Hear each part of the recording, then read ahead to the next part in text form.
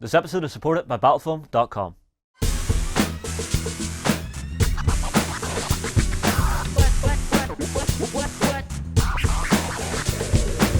Good morning, it's Weekender time. We're back, we're ready. We're missing the man on the screen, but I do have Justin in the chair, and we're joined by the legendary, the enormous, in many ways, I'm told, Gerry. Hi, Gerry, welcome to the show. It's all true. Apparently all so. Right, we Really? have Even no... that thing with the person in the place with the who and the why? That's true? Exactly. Dude! I'm looking forward to this. I have no idea what's in this show yet. Well, I've picked out a few things that I think are going to be cool. I hope. Brace yourselves. Brace yourselves. Strap in, boys. This might Strap in, not strap on. this might be the best show we've ever done. So we'll have to wait and see. Right. And before we get stuck into it, I just want to announce Hobby Night Live. Yes. Is not this week. Yes, next week. It's a week from this coming Friday. Do you know what? I can give you the date. It's the 11th, Friday, the 11th of August. We're doing our next Hobby Night Live. So get yourselves all G'd up, all prepared. If I'm right, that might mean we actually have Ben here in the studio for Hobby Night Live. Ooh. Yes. Ben is. He won't have to wave in through the window, desperate for attention. No, Ben is going to be here on set. And that can mean only one thing.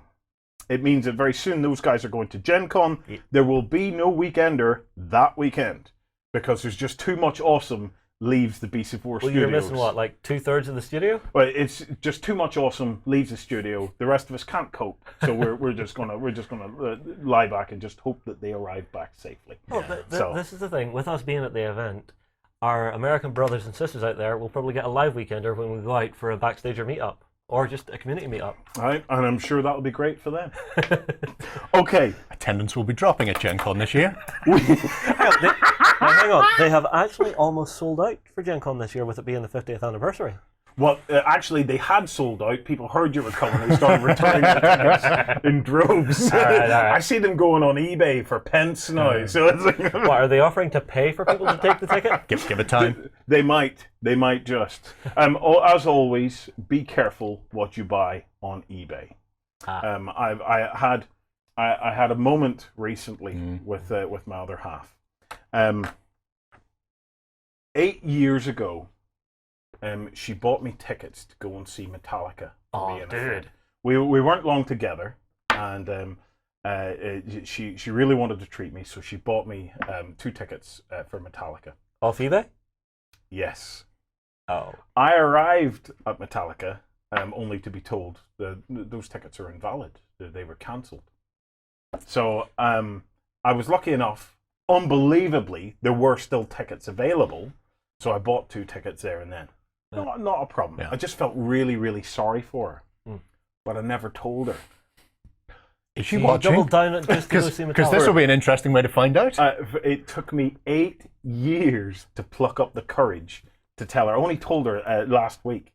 Whenever you were away? Yeah, because she was. It was just before I'd left to go on holiday. She was talking about buying tickets, and alarm bells were ringing. It was one of those things that I never, ever had the heart to tell her that she had been nailed, that she'd been done over. Caught by a scalper. And it was like I remember it vividly because I remember that most of the time at the Metallica gig, I spent the time staring at the 2 seats that I had thought I had bought, giving dirty looks to the couple that were sitting in it, and then plucked up the courage to go over and actually say, "Well, where'd you get your tickets from?" And then I thought to myself, it's not worth it. The gig was amazing, but I only plucked up the courage.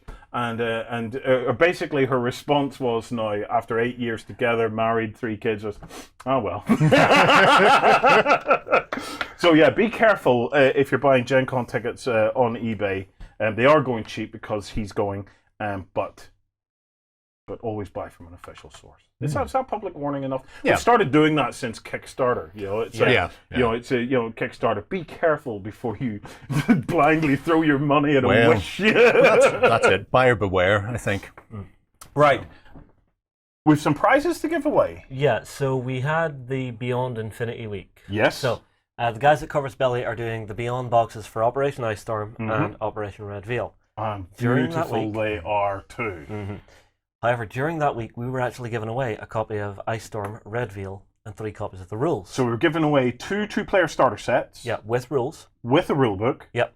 And 3 additional copies of the rulebook. Well, not exactly. So, the starter sets were coming with the N3 rulebook. Yep. The other rulebooks we were giving away were the Human Sphere N3 rule set. All right. Okay. So Yeah. I think there is a slight difference there, I Yeah. believe. Yeah, Right. the N3 one expands on it, doesn't have the core rules.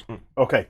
So let's pick some winners. So for Operation Ice Storm, for a 2-player starter set in the N3 core rulebook set, we have Haley's Red Comet. What a fantastic username on Beasts of War. Go and fill in the prize claim form. For Operation Red Veil, we have Adam Open on YouTube. And our 3 winners of the Human Sphere N3 rulebook is Michael Matthews on YouTube, Fred David on Facebook, and Super Furry Maniac on Beasts of Is War. that Furry or Fury? 2 hours, sorry. Furry. Furry. Okay. Yeah, it's furry. So, congratulations to our winners. Be sure to fill in the prize claim form. As always, remember, it can take 2 weeks, sometimes up to 4 weeks for a prize claim to be processed because we only have one little man who does it. And he only gets it about once every 2 weeks or so to get into and it. So. anytime guests are coming into the studio, you've seen the number of games I've learned this year. Okay. Hobby Night Live's covered. Beyond Infinity Week's covered. Gerry. Hello, Rorke's Drift. Zulu, sir. Thousands of them.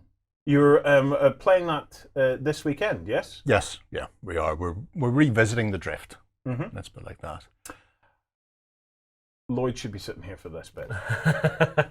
Actually, I can sort of carry us a little bit because I actually did play with the game He that I did, already ran. which is a shame. Do you know what? Give me a sec. I'm going to switch out and let Lloyd sit in for this bit because he's played it and I'm sitting staring at it going, I know actually nothing about that. So give me a second. Ah! You're right. Yeah, As if by magic. I'm here to talk about Rorke's Drift. We're glad to have you. Yeah. We'll get someone in who's actually played the game. Well, I played.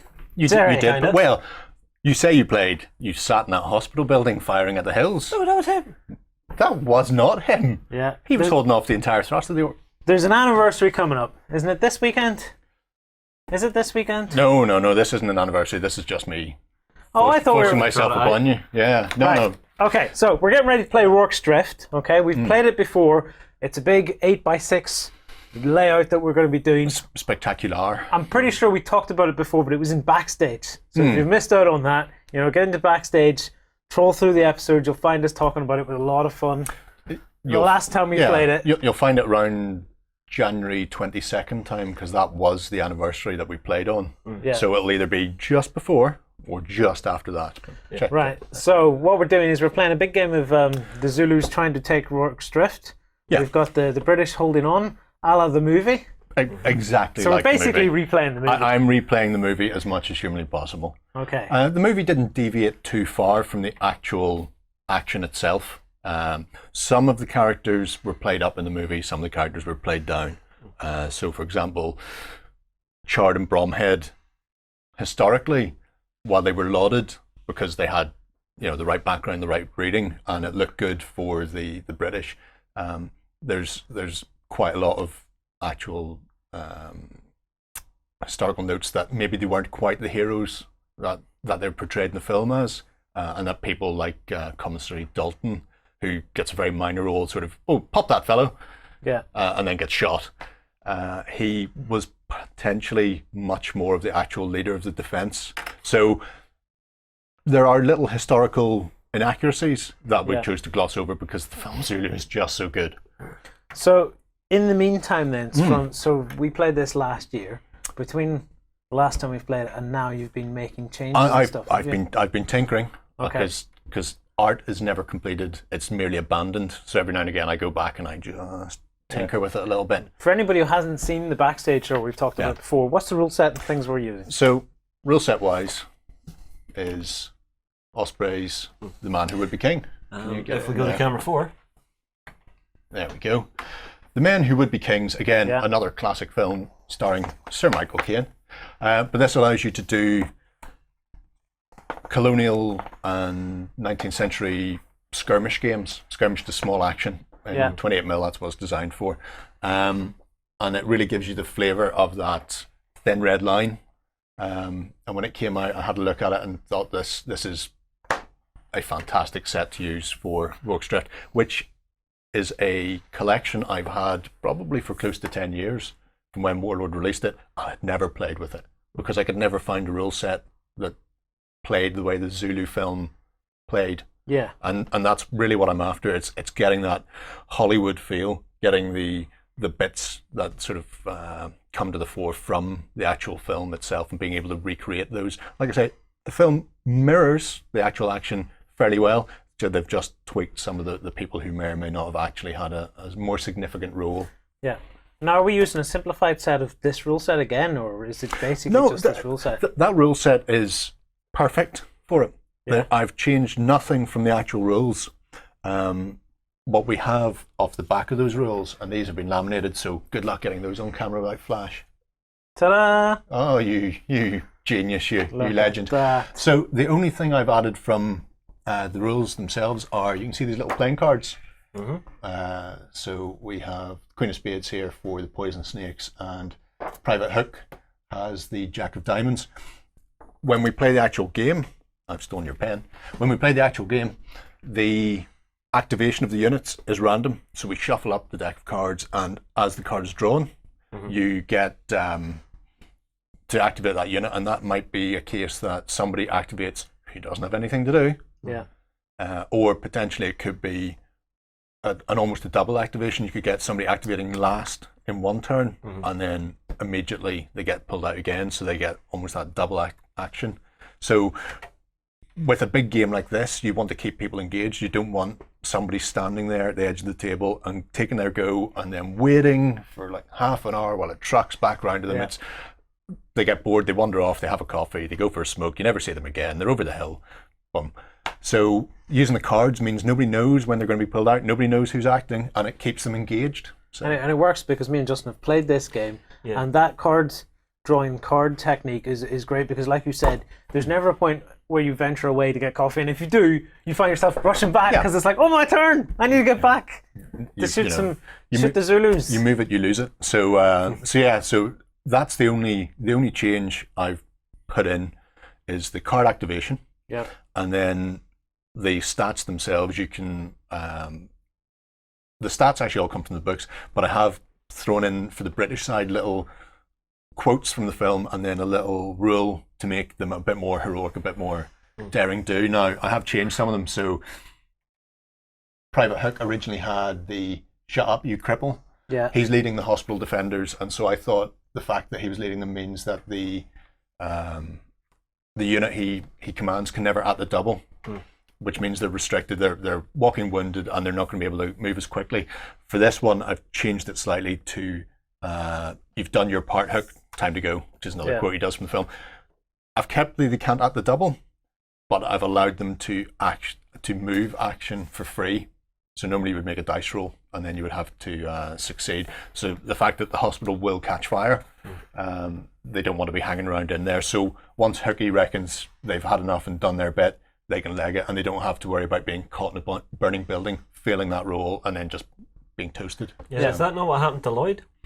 No, I got out. Hooky got out. No, you got out, then you had to run back in because there was just a wall of Zulus in front of you. No, I got out. We've played this game before, as you'll have gained or grasped by now, right? It's played on a big 6x8. 6x8. So there's a big complex in the middle because we're using a Rorke's Drift set in the middle. We've got all the sandbags and stuff. Can I show this stuff off? Yeah, God, yeah.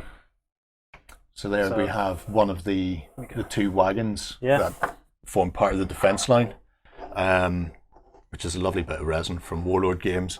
So you have this defended, if you don't know the actual film, you have a defended farmhouse with a ring of sandbags and biscuit boxes and a small contingent. And when we say small, there's about 150 people inside that compound, and they were being attacked by 4,000 Zulus.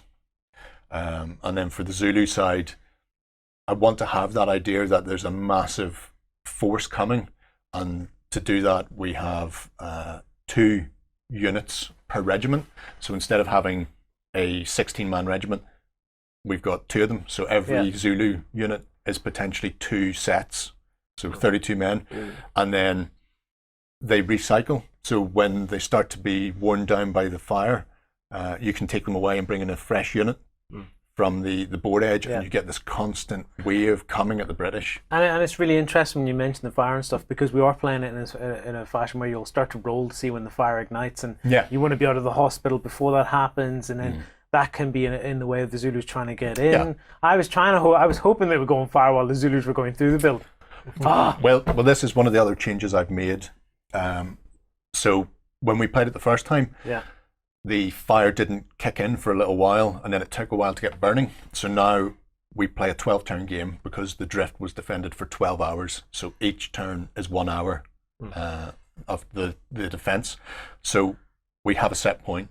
When turn 5 comes, the building goes on fire in one corner, and then it has a potential to spread. So we roll for the spread of the fire, so it could move quite quickly.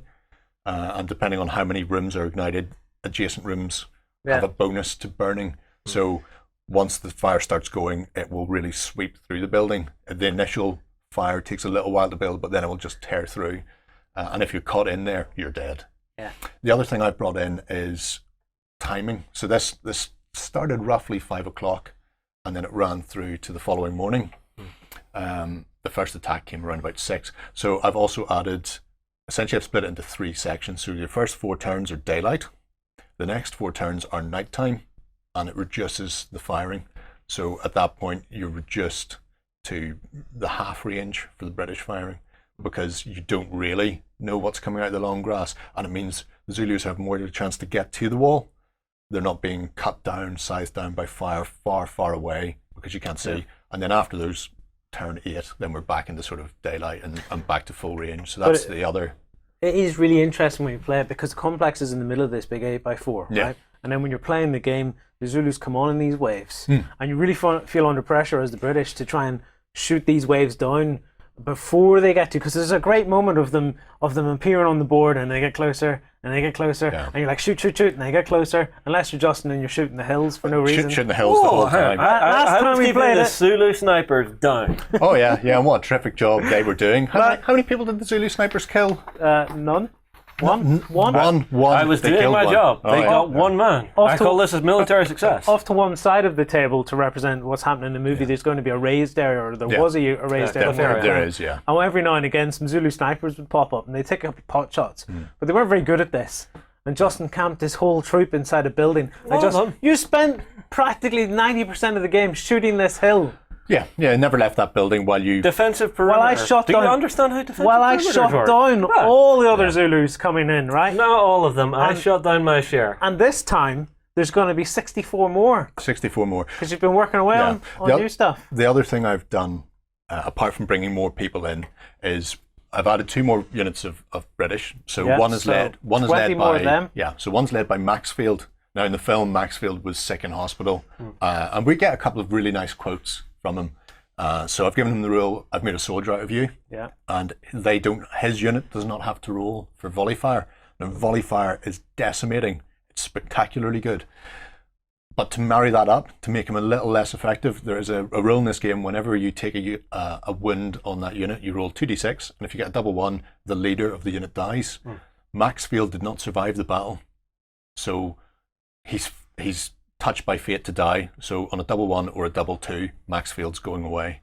So potentially his unit is great, but if he starts taking wounds, he's more likely to get clipped. So we've got that, and then we've got one for you, Corporal Allen, fire at the smoke. They get to ignore 1 point of cover when returning fire at Zulus who've been firing at them. So that's the unit you want to fire out there and pin down. And then for the Zulu side, we noticed that the Zulus, their activation can be quite bad. So I've put in 2 units, and I've made them slightly better at activating. So I've added a couple of new elite units, not massively so, but it stops that point where the Zulus run up and then just stop because they've got a couple of pin markers on them and never get any further. We want to get more aggressive, and we want to get more fighting along the barricades themselves. So that's what I'm aiming for. Here's a question for you then, Lloyd. So we've already played this scenario, right? Do you want to switch sides this time and play the Zulus instead of the British? I don't know, I quite enjoyed playing the British. Oh, we've already done it. I want to actually switch and play the Zulus this time. Well, you can switch, but because you know on my side would be a great start. Because then you could be on the hill shooting down, and then we'll see how effective the Zulu snipers are. We won, and you've seen my dice rolls. This is true. This is very true. I quite like playing as the British because, as the British, when you're in the middle, you feel the pressure. Yeah. You know, you're not going to regenerate waves of men. Because if I remember, did the Zulus regenerate constantly the whole way through? Yeah, we just wanted to survive. You have 12 hours to survive inside that compound. Yeah. And So- until then, It's fun as the Zulu player, but I think it's more pressure as the British player because when you start to lose men, you lose men. yeah. So you're like, I need to shoot these guys down. And then the other thing is, during the game, you move around in the complex because there's lots of barriers and stuff. Yeah. And then we end up eventually getting pushed back into the rotunda. Am I saying that right? The redoubt. The redoubt. The final I don't know why I'm redoubt. calling it rotunda. Redoubt, idea. yes. Tambola? You're thinking architecture, Yeah. Lloyd. But no, you see, I think the Zulus have just as much pressure. It's just more of a slow build for them because they have a set clock within which to kill you. Yeah. And as those turns wear on, they might get more and more guys. But as that wears on, you're thinking, crap, I'm running out of time to actually get in here and kill everybody. Yeah. Now, what we did notice was the Zulus come in randomly. And that meant in the last turn, we had a fresh unit of Zulus, and they randomly came in from the very, very furthest point they could have to the actual defenders, and there was no way they were going to make it up there in time. And whereas the initial setup and the waves coming in randomly, so nobody knows where the points of attack are going to come from initially. That's great, and it mirrors in some respects the idea that the Zulu came in and surrounded the compound and then started attacking from the rear initially until somebody a bit more senior, the actual prince, arrived and started directing the attack. So again, there's random deployment for the Zulus, but only up until turn 6. Ooh. Oh. And then from that point on, it's up to the Zulu player where they want to bring those people on. So no Because more. we've got past this bit where they're testing the defenses and they've formulated their plan and go, that's where we're attacking. That's the weak spot, and that gives the Zulus more effectiveness. They can pick where if they need a unit to come on from that edge close to the redoubt, they can, and it stops the British going, well, we'll just defend here because we know the bottom corner will take it for 3 turns, and then we'll just pull back, and half of the Zulus will probably be wasted just because the dice roll will push them far enough away. So it puts a little bit more pressure on the British again, and that's what we want. We want as much pressure on the defenders as possible because it must have been a grim action to fight in. It's also nice because if you're doing it from the turn 6 onward, that means the Zulus have a bit of time at night Yeah. while they can deploy forces and actually start getting them up and into those weaker positions. Yeah, and I mean the Zulus, because they're tribesmen, they can go to ground, so they could essentially come forward under cover of darkness and then lay down, and then wait for as many turns as they need for a gap to appear in the line before hopping up and engaging, because they can't be targeted if they're not within short range and they've gone to ground, and that's them in the scrub, in the long grass, just waiting for their moment to pounce. So I've tried to mirror the film as much as possible, and every time I go back I add a bit more. So I've even started to do things like working out how to make things like little campfires just for my own personal amusement, because I have got this is a prototype. I have got the Is that the right way? Is that the way you want it? well, more or less. More or less. The shield on the top can go the other way around, but Oh, okay. they have these lovely campfires at the start, and the cook is told to put the boilers out, pour the soup on the fire, and Dump them. they just have this scatter. Yeah. But I recently picked up the cook model, who's dragging the ammunition. So now we're going to have the cook and Commissary Dalton circling the inside of the camp on a set path, and any unit they're close to, whenever they're firing, they're going to get a reroll on their shooting because they're getting additional ammunition, and they move on. This is what's really cool about basing this. I know it's based on. It's based on a historical action, Yeah, it's but based on basing it on the historical. film. Basing it on the film is a Yeah. good way to do this, because if you take a game like this and then you introduce people to it who maybe don't normally do historical gaming and stuff like this, if they've seen the film, they can get engrossed in this pretty quickly.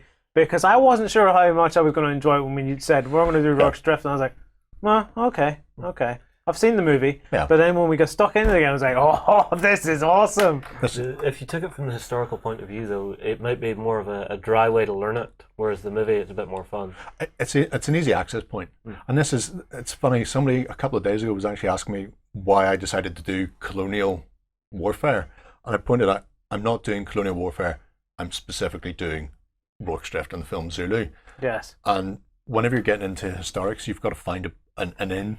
And it's the same as any system. And it could be, for science fiction or fantasy, it'll be the miniatures, or it'll be the games mechanic, or it'll be the background. But when it comes to historics, you know what they're going to be. It doesn't matter if you pick up a Perry Zulu or a Warlord Zulu or an Empress, or the figures are always going to look more or less the same, just slight changes in the quality of the sculpt. But it's the background. So it's going, right, well, where is my point of entry? And in this case, it was that film. Yeah. And there's Afghan wars, and there are larger parts of the Zulu war, the battle of Isandlwana that came before this, where the Zulus just mopped up the British. Doesn't interest me as much. And likewise, the film Zulu Dawn that covers that doesn't really interest me hugely either. Now that may change, because I see that their 17th Lancers are coming from Perry shortly, and I may need to add, but it's being able to go, this interests me for this reason, and that's why I'm going to do this. And like I say, adding the cook pots, because I have the cook, just amuses me. And every time I go back to it, I'm getting closer and closer to actually getting as historical a layout as I can for the Drift. Yeah. And I'm getting closer and closer to getting one-to-one. And I have the role of honour of the people who were there. And when I get to the point where I have all 150 British, I think I'm just going to start naming them just on a sided basis. So you can just go, well, that is whoever it is. This is, Private whoever, because there were some great bits in the actual action that aren't covered in the film. There's a artilleryman, and in fact there were actually 5 there, but they didn't have an artillery gun, so we don't know the story why they were there. Somebody might. I don't. Well, it was a hospital, maybe injured. That's it. I know one of them. One of them actually came from Dublin. He was called John Cantwell, and he had been a sergeant, and then he had been busted down, which is presumably why he was left behind at the Drift for some infraction when the rest of the army marched into Zululand. He actually distinguished himself and was given the DSO. DSO? The Distinguished Service Order, I think. Okay.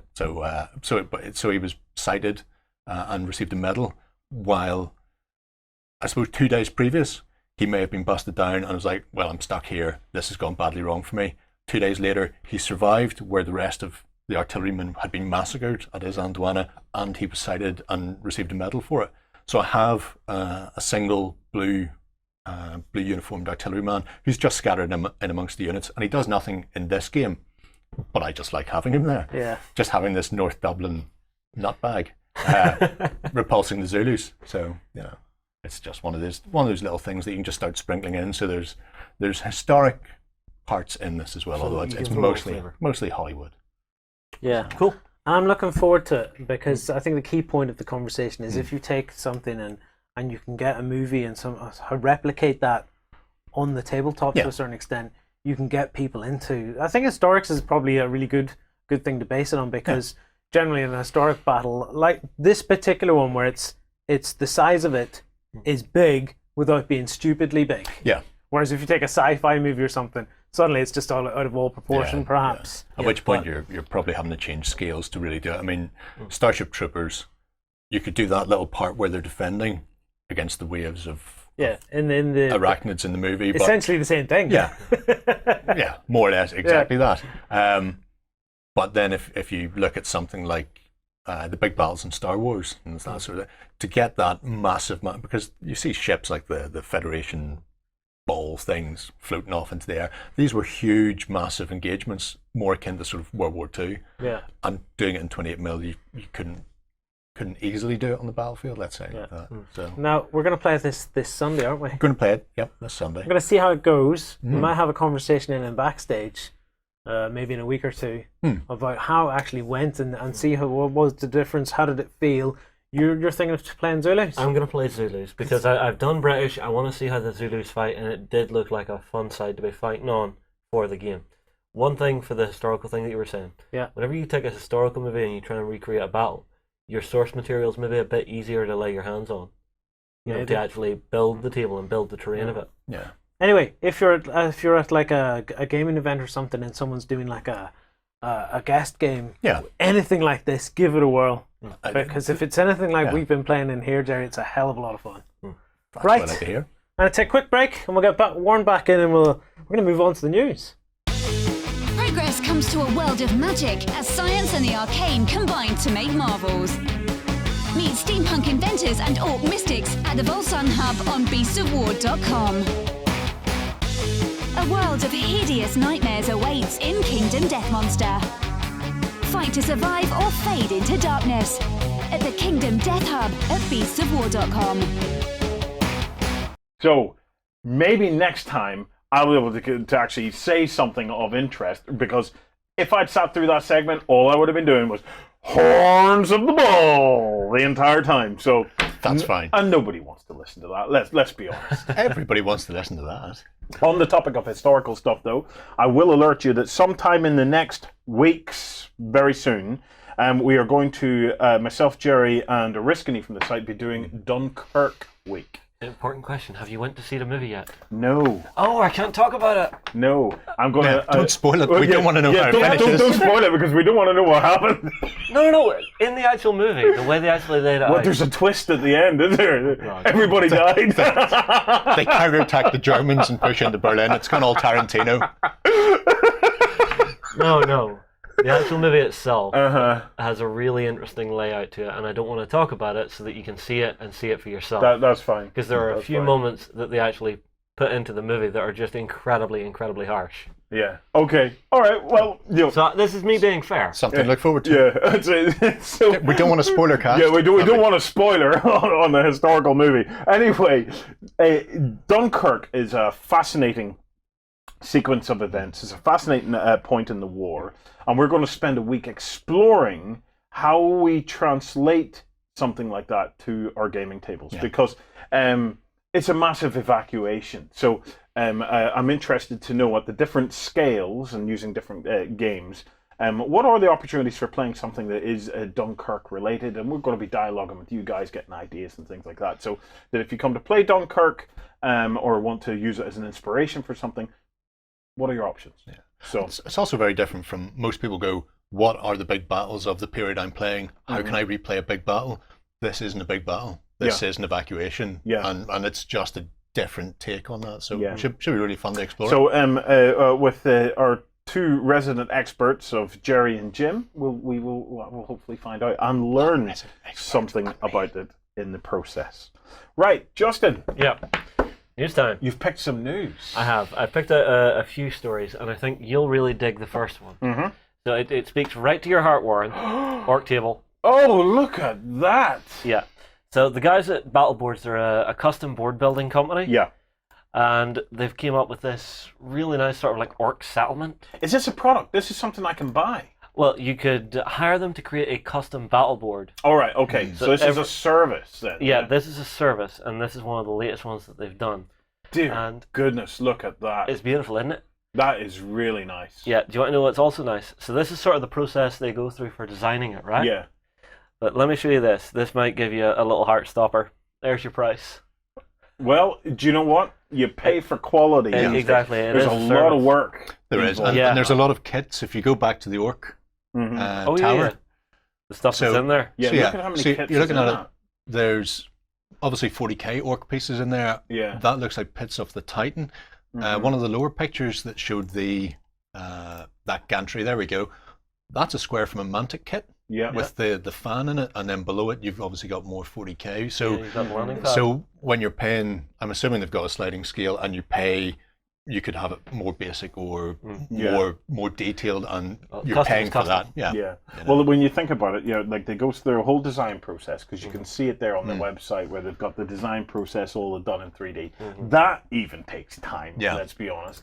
And then to go through it, then you've got all the kits, you've got to assemble it, put it all together, All the scratch built bits. all the scratch built bits, then the painting of it. So there's no doubt about it. Buying in gaming tables of that quality costs money. That's it. It costs money. Yeah, It really but does. This is the thing. Is that something for your Joe average who's just going to put it in his gaming room? It's- Or is this a service that companies should maybe look at It's for taking to go? simply for people that can afford it. Yeah. Well, It's for anybody who wants that quality of thing and don't have either the time or the skill to do it themselves, and have the disposable cash to go and get it done for them. I know or knew a barrister in Belfast, just Yeah. outside Belfast, who had kids.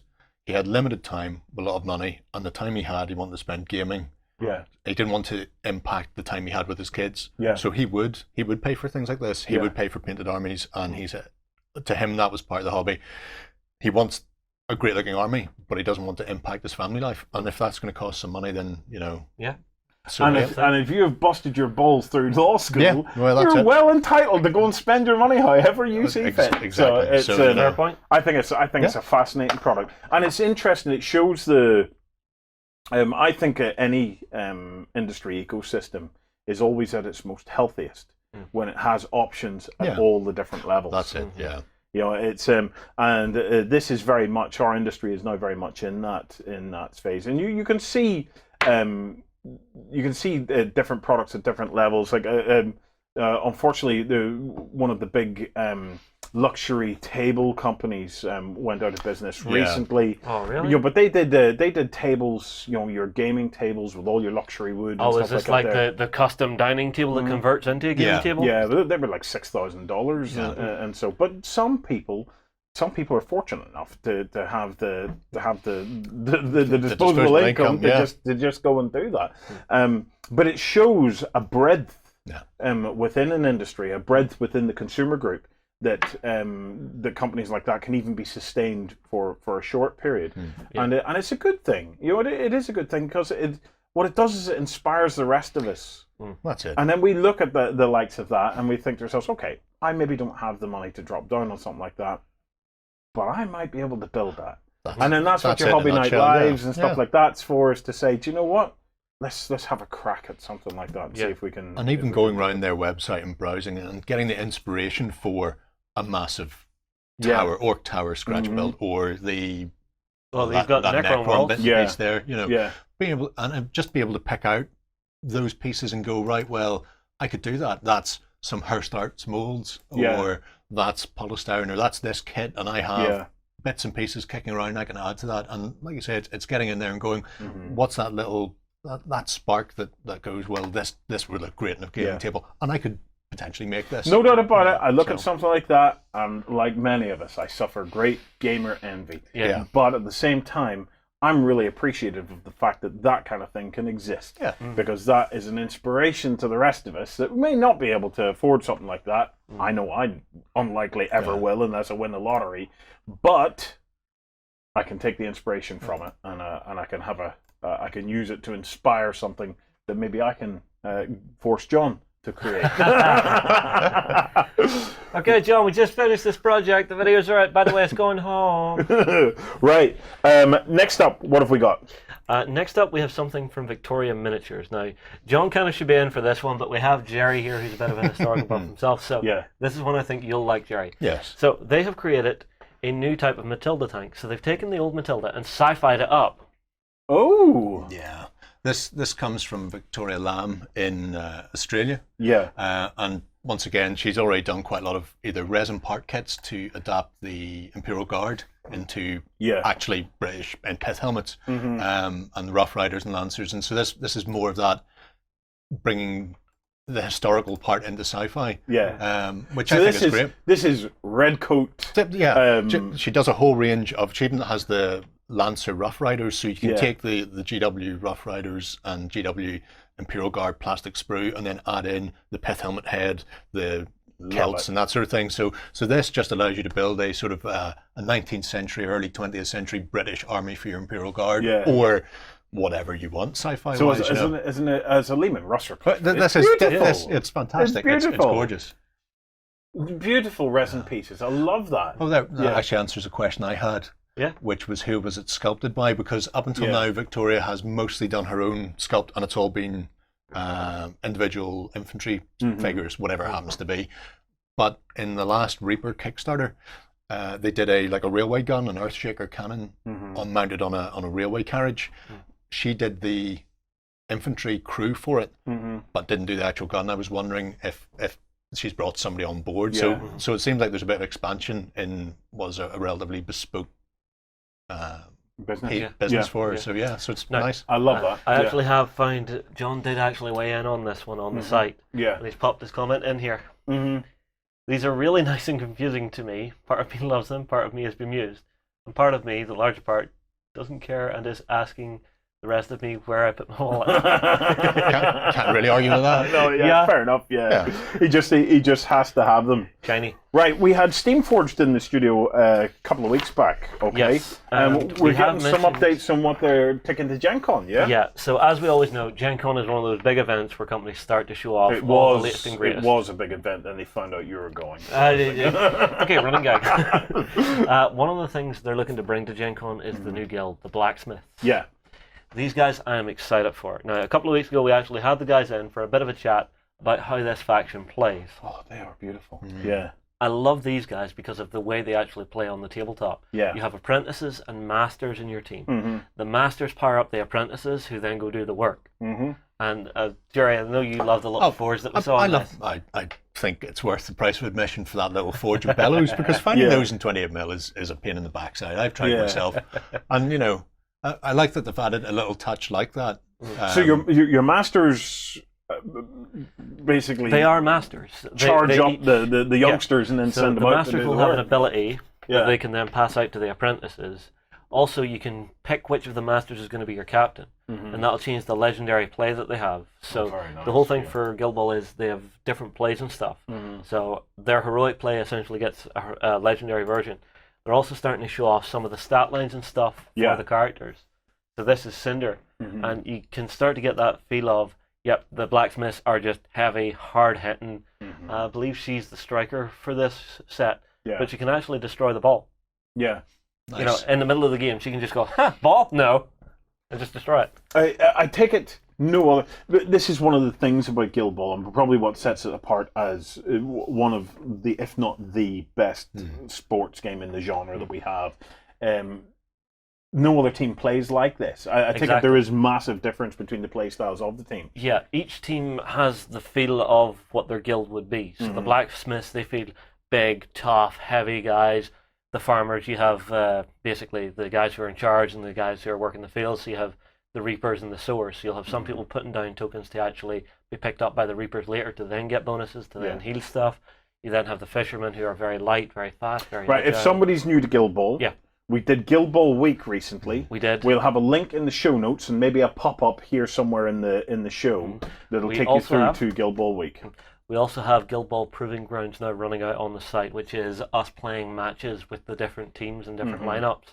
So you can actually get a really good sense of how each faction is going to play before you actually, you know. Can they pick up tips and learn more Yes. about the game? and That's stuff the whole as they point go of on? it is There you go. learning to play with the factions and then seeing how they match up against each other and then changing those matchups.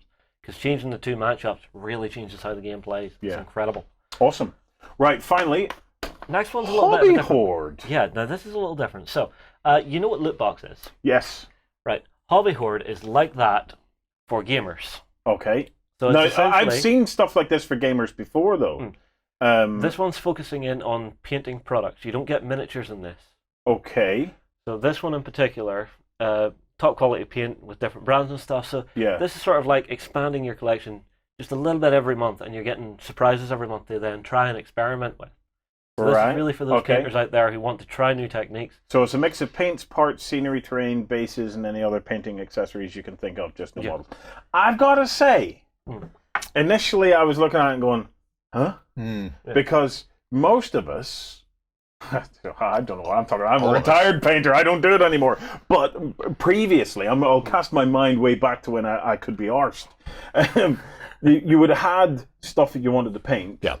And then you would need the paints Yeah. and the bases for that project. Yes. I suppose what this does is potentially kind of surprises you and takes you and challenges you to try something new and maybe takes you out of your comfort zone. But I'm not sure if most people's projects work that way. No, it's going to come down to what's in that box. When they say that there are bits of terrain and basing and that sort of material, there might be stuff that you can get that you can have sitting on your bench, you know, like resin tree stumps or you know, base fillers, things like that. Things that you might not go out of your way to look for, but you could build up a little stockpile and then go, well, I'm doing this project. Oh, I've got something for that. the paints and the brush side, I'm not 100% certain that that's the way to go. I might get an initial push from some people, but it could grow stale very quickly. Yeah, even if I'd they need to didn't see it. Yeah, even if they'd I'd need included it- one miniature. Yeah. You know, if they'd gone this month, it's a fantasy miniature, and here's it's an elf. Here's some greens and browns from Reaper. Here's some resin basing from Micro Arts. yeah. Well, you would And say just theme it to theme as a theme mini it to a project. miniature as a mini project. I think that would push it, but then that would also possibly push the cost up because you're needing to get the miniatures in. True. And then that's you where might it's have going to. months where, oh look, I've sent out fantasy boxes to everybody who's on the subscription, and X number of people, well, they don't do fantasy. No, well, we're all faced yeah. with that. You know, Well, yeah, any content, basically, it is a content provider Yeah. as well. You're providing something. We all face that challenge because none of us can create something that appeals to everybody all Yeah. the time. I don't know. I think I'll Won't be wait interesting. and see. We'll keep an eye Yeah. on it and see what it is. It really But comes down to the I'm contents. I can't really comment too much because, like I said, I'm pretty much retired. I painted on holiday though. What'd you paint? Finger painting. A monkey. Face painting? I painted a monkey as part of there's a little craft activity you can do with your kids, and you get these ceramic things. Yeah. So they had a ceramic monkey, a car, a fairy, stuff like that. There. So there were 2 for 20 quid, Mm. and I have 3 kids. So So I you're got going to spare. I got to be the 4th kid. Nice. Okay, so I got a monkey, and they were all sitting plastering paint on these. And what you do is you paint them up, and then you hand them back, and then they glaze them and fire them in a kiln. Right. Right. So when you get them back, they become a proper ornament.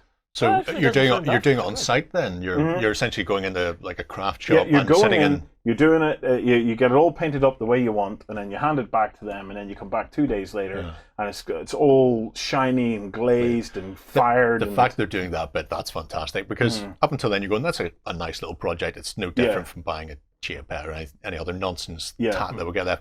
But the fact they're firing it, so it's permanent. It's properly finished at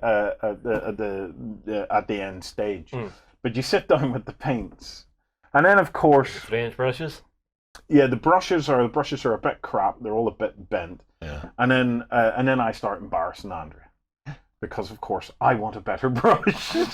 all of the hobby has suddenly started to come out of me. I'm starting to order the children, paint that more carefully. Where is my Kalinsky sable? And then it got bad. I started to turn into Duncan. You know, it was like, thin those. How many times do I have to tell you? Thin those paints. And so I'm getting the kids that was coats, thin two the coats. paints. Look. Duncan's quite so aggressive on that one. Less coats. He would be if they thinner were kids, coats. yeah. It will work better. You're not listening to me, children. So Andrea's going, calm down, one. Stop taking it so seriously. And then, of course, I'm painting this monkey, and then I'm even having a go at wet blending in around the torso, and I'm just going, oh, what do you see, Sandra? Whenever this is, oh, this is going to look great. And I'm holding it up, going, well, what do you think? What do you think? I may be retired, but I've still got them painting chops. I've painted all the shading in under the arms, and I've shaded in between the fingers and the tail. I've done all this amazing shading work and stuff like that. I'm getting It's severe great. overtones of Bob Ross. And here we paint a happy little monkey. I'm sitting there thinking to myself, maybe I will get back into this painting malarkey. Look at everybody else's; they're all shite compared to mine. And I'm just sitting there going, I can't wait to take this up, and she'll see just how great my monkey is. You know, this is great. The other kids, I'm looking at it and going, that could be better. So this is fine. The kids start to get bored because it takes time for the paint to dry. Yeah. There's other activities they want to do. They want to go and see the pantomime and stuff like this here. And Andrea says, well, look, do you want I'm going, they're not finished. Can we ask them if we can come back and finish these? He goes, no way they're sending them up to be fired looking like that. They're not finished. And Andrea says, well, okay, do you want to come back and finish them while the kids go off and do their thing? And I said, okay. She says, but don't do too much. Just do a couple of little bits extra to it, but make sure you leave something for the kids to do. And of course, I go overboard. And when I come back, they're all completely done. Nails, names on them, dots on them, everything. And the kids come back and go, Daddy, what was left for me to do? I did leave you a bit to do. I left you this dot. Careful now, and I'm even holding their hand as they're putting the final dot on. Turned into arsehole dad completely. That was great. So have you plans for some sort of painting sweatshop Oh, in the God. Johnson house where you just have them lined up and just block colour, block colour, block colour? The karma came back to me. To come back on me though, because when Which one broke? when we finished up, we left them all up, and I was kind of I'd left it all up and just hovering around waiting for the praise and stuff. Praise whatsoever. So she takes them off and gets ready to fire them. We come back 2 days later, and we start lifting them out of the bags. And in mine, I'm leaving it to last, because would you see this? I lifted out every feckin' piece of shading I did disappeared. I may as well have been all flat color, and it looked shite. And the kiddies' stuff looked amazing. All their big brutal brush strokes and stuff came out looking great. And mine, all that additional time and effort. Andrea was laughing her balls off at me. I have one sentence. More isn't I always totally more. deserved that though. Product not designed for user. User not designed for product either, I've got to say. But it was brilliant. The kids loved it. We have some great ornaments now, and definitely we will do that again. I'll have to get a gander at but these. next time I will not. I will Try. I will back off, and I will say, do you know what, kids? Just plaster it on. Just go nuts. plaster it on. Go nuts. Oh, it was good fun. It was good fun, and the end result was interesting. So yeah, I've had a little bit of painting experience recently, but as for Hobby Horde, I will have to wait and see. Okay. Right. Next thing I have is something that you're going to really dig. Okay. So this is something that arrived in the studio a little while ago, and I haven't had the chance to show it off just yet. Yeah. Right? So what I have here are some beautiful pieces. Right. This- Okay. There's more of these, isn't there? Oh, So, we have 4 of them, I believe. okay. So, who makes them? And I'm not going to say what are they because clearly they're dice towers. Yeah. So these are from Black Thumb Creations, Mm-hmm. and they're HDF mechanical dice towers. Mechanical dice Yeah. towers. So if I see this little lever here, Yeah. Oh. and if I Oh. Look at it. oh, do we have some dice? We do have dice. So there's dice in this one. So this is a mini one. Yeah. Yeah. All right. So pop some dice onto the top of this for me. Okay. So let me get them. Okay. Okay. Right. Oh no! You ready? Let me do it. I want to do it. Okay. Okay. So which way do I go? Just back to horses. Oh! Oh, that is so satisfying. Although my favorite has to be these ones. Okay. So these different ones. Let me get that one They out of the also have a way. little lever on them. So They don't let me really just catch show it off yet. some of the details of this, right? Yeah. Because it is a beautiful looking thing. So Let it's me a get little my mug castle. out of the way. Yeah, so a little castle. Look at it. Levers on the Look back, at and there's it. a little portcullis at the front there. Okay, so let me turn it around to the front so you can see what I happens. suggest you put your hand in front of this because these may get spat out, Okay. And then and then what? just Just pop the pull- lever. Pop the lever. Let me pull the see if I lever. can. So the lever's here. Yep. Okay. Oh, And it's like 2 little Right. jaws at the top. you see? Oh! Oh, that is so nice. Let me get a wider angle there for you. So for an action replay of that, just look at that. Yeah. Oh! Lovely, isn't it? Right. One more go. Well, here, Okay. use the other one. Use the other No, one. no. Oh, my dice are going everywhere. Right. So one last go. So the wee jaws they eat the dice and then spit them out. Yeah. And then we have this one here. Which is more of a steampunk variant, Mm-hmm. which I think is just beautiful. Oh. For a HDF kit, it's really clever. Oh God, Yeah. save us! Look at them! Oh, Yeah, the mechanism's great, isn't it? Oh, And then you have actually, now I'm boring, my favourite one's actually this other one. well, The little gravel wait! one. Can I stick it in? Yeah. Oh, yeah. Right, let me stick it in. Right, okay. So you ready for this, guys? Oh, I could sit all day. You can do that all day, couldn't you? Can I do the big one? Let me do the big one, and then I'll let already you did the get big to your one. little one. I want to do the big one once more. Okay. All right.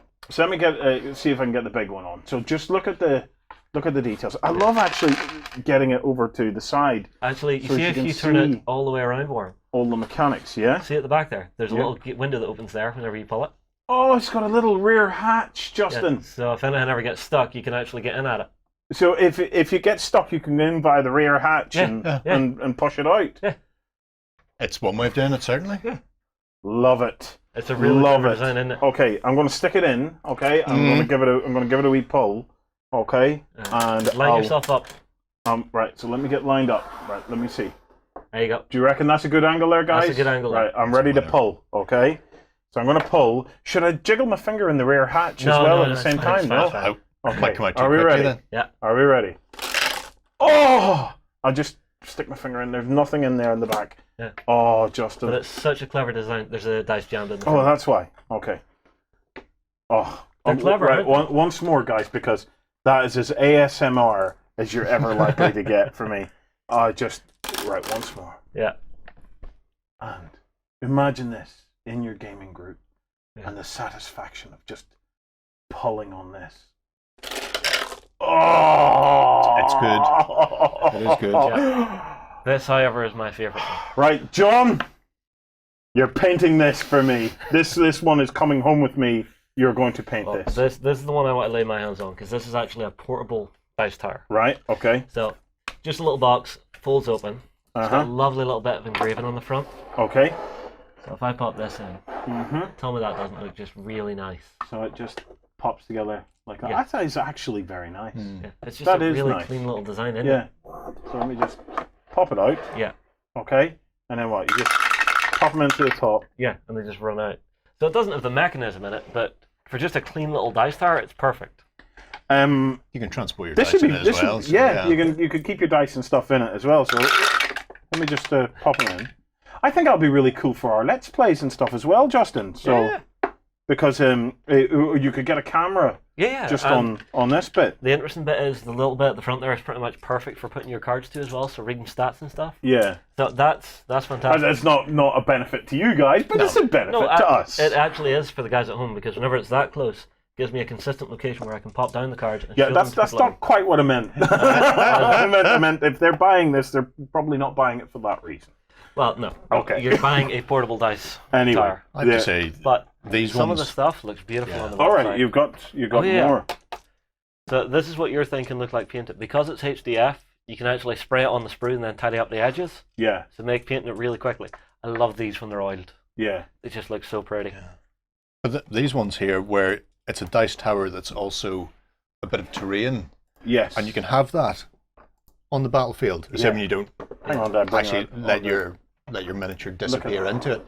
But you know, Right enough, you actually. can have these. You can have a couple of these thrown out when you're playing a game, Yeah, and the fact that they're dice towers is hidden until you need to use them. Obviously, then when you yeah. build a lever, Obviously, he disappears. Yeah, I'll into just. the, into the- Poor and Arndorf. he gets eaten. But even where you see where they've designed the door at the front, it's scaled for 28 mil. You know, Let's see so if we can show that. So you know As it a doesn't. portcullis. It's not out of place scale wise. Having a few of these just dotted about the table, you know, one for each side. I is nice. love. It doesn't take you away from the game because you've got Yeah. a dice tower. I just love the fact that they are completely unnecessary. Yeah. But in a beautiful way. The fact that they've made them beautiful with lots of unnecessary intricacy, but that's what makes them really special. I love these. Absolutely love them. Yeah. I'm definitely The going big to one's get this. stonking. Get this one I like painted. any of them that's got this on it. Anything that's the got the little tractor. Because as anybody who's seen me play, dice go everywhere. I'm ballistic with dice, and I really need a dice tower with me at all times to have any hope of This is keeping them thing on the with a board. lot of the neoprene mats these days. Whenever you roll dice on them, they're so bouncy. Oh, Dice just go flying. It wouldn't even matter if it's a neoprene mat or anything at all. All right. I just dice Are you go just in your ballistically happy in every place, Warren? direction. I am so in my happy place with that there. You know, guys, just for the sheer satisfaction of the. Oh, that is so good. Right, I forgot the name of the company that even makes them. What do you It call is those the guys? guys at Black Thumb Creations. Black There's Thumb a link Creations. in the show notes below. And when you buy them, Yep, they're flat packed. they're flat packed. They come in this Yeah, kind of. so basically what we have malarkey, there so- is two more of these little bad boys. Okay, The smaller variants. so this one here is the mini mech dice tower. So that's this. You think that's this one? Yeah. Team Okay. Punky fella. Okay. And the other one. And then this one here, which is actually less components in it, which is cool because it means it'll be quicker to build. Yeah. And that's the Castle Facade. Facade. Oh no, that's an upgrade kit. Oh, upgrade. Yeah, that's a castle facade upgrade kit. All right. So- Yeah. So does this Fit inside that. then become this? I'm Well- not sure. That was up to you to research that one, dude. So, anyway, all you need to know is you can buy the things. They come flat packed. There's lots of options. Yeah. And really, just look once more at the intricacy in Yeah, this. just seeing the side of it. Just look at that. Yeah. What lovely. HDF engineering makes me happy. Oh, goodness me.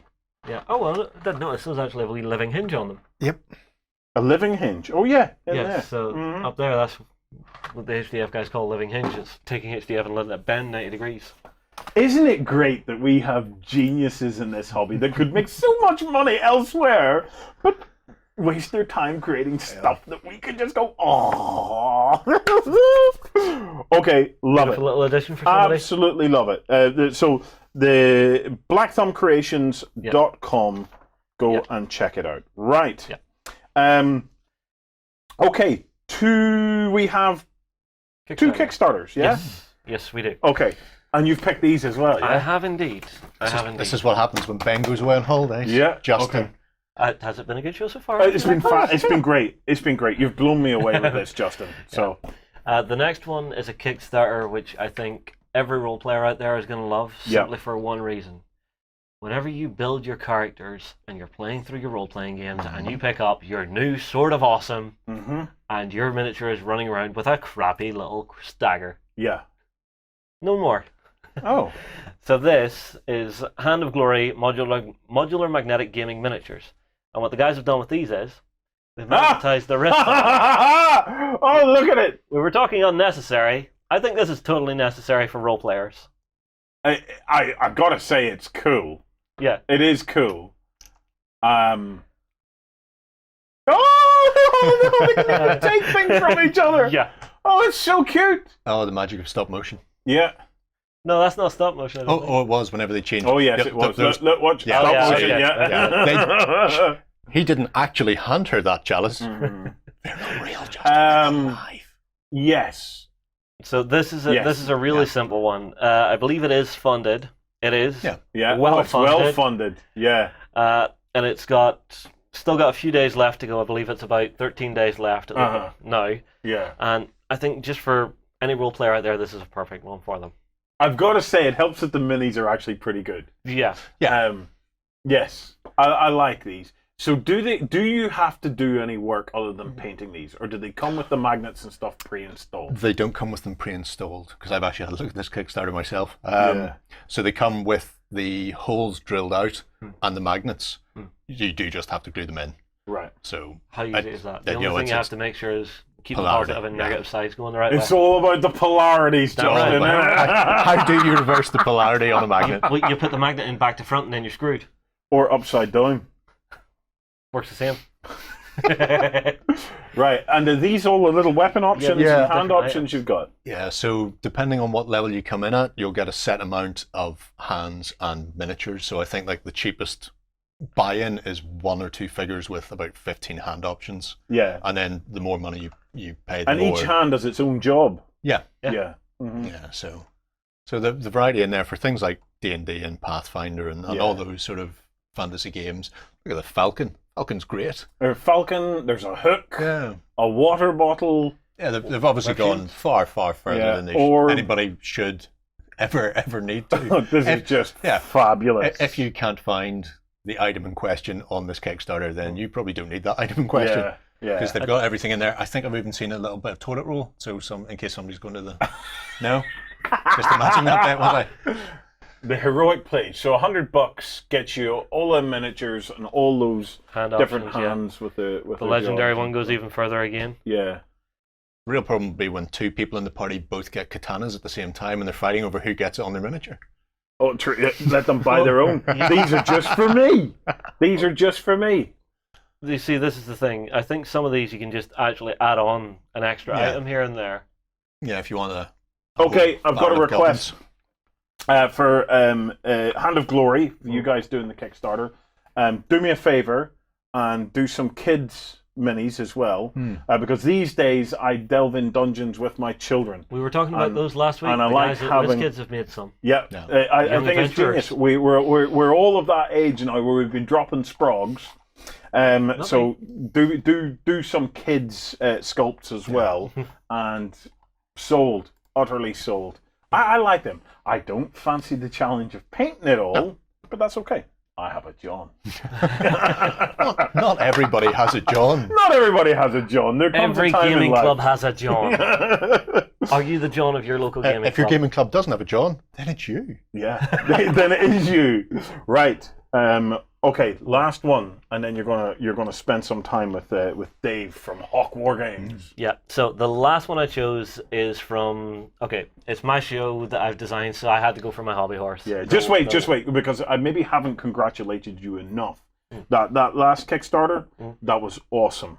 Okay? This show's been awesome, Justin, so far. I'm just, you see, this is him setting up, because I think the next one I picked, because it's a genre I like, is going to go, no, crap. Okay, what did you pick? I picked this. It's called Dead Days. It's a cooperative zombie survival game, and it's a card game.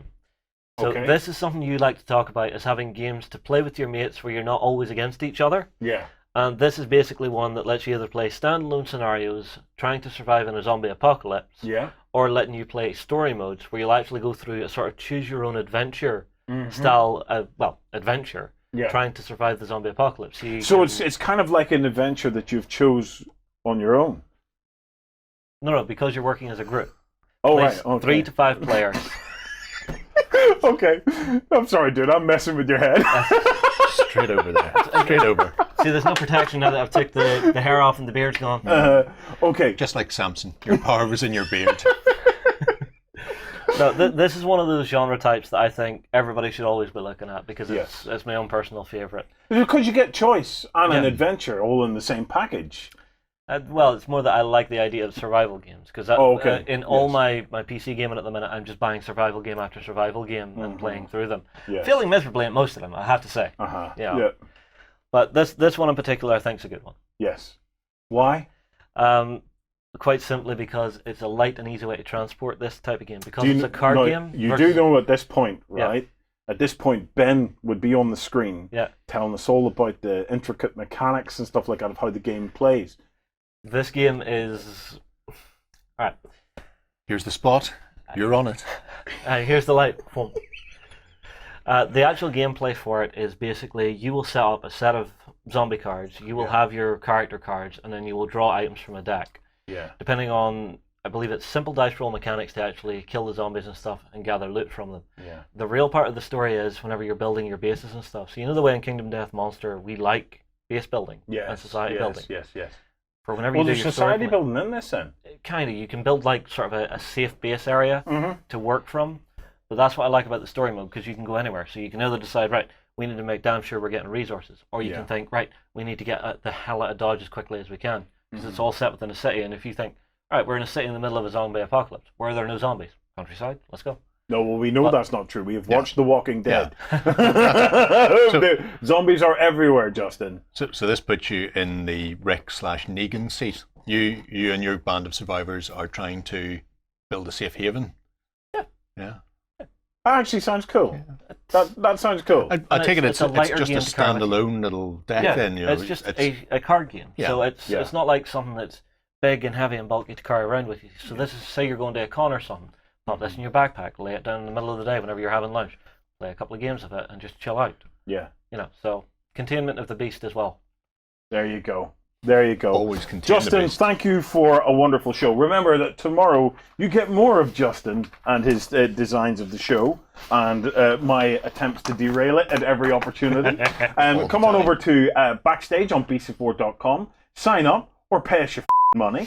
And Bob Geldof there? You help us keep the lights on. And you get an extra hour and a half's worth of completely new and even more relaxed entertainment on his dime. Hi guys, I'm Leo from Mythic Battles and you're watching The Weekender on beastsofwar.com.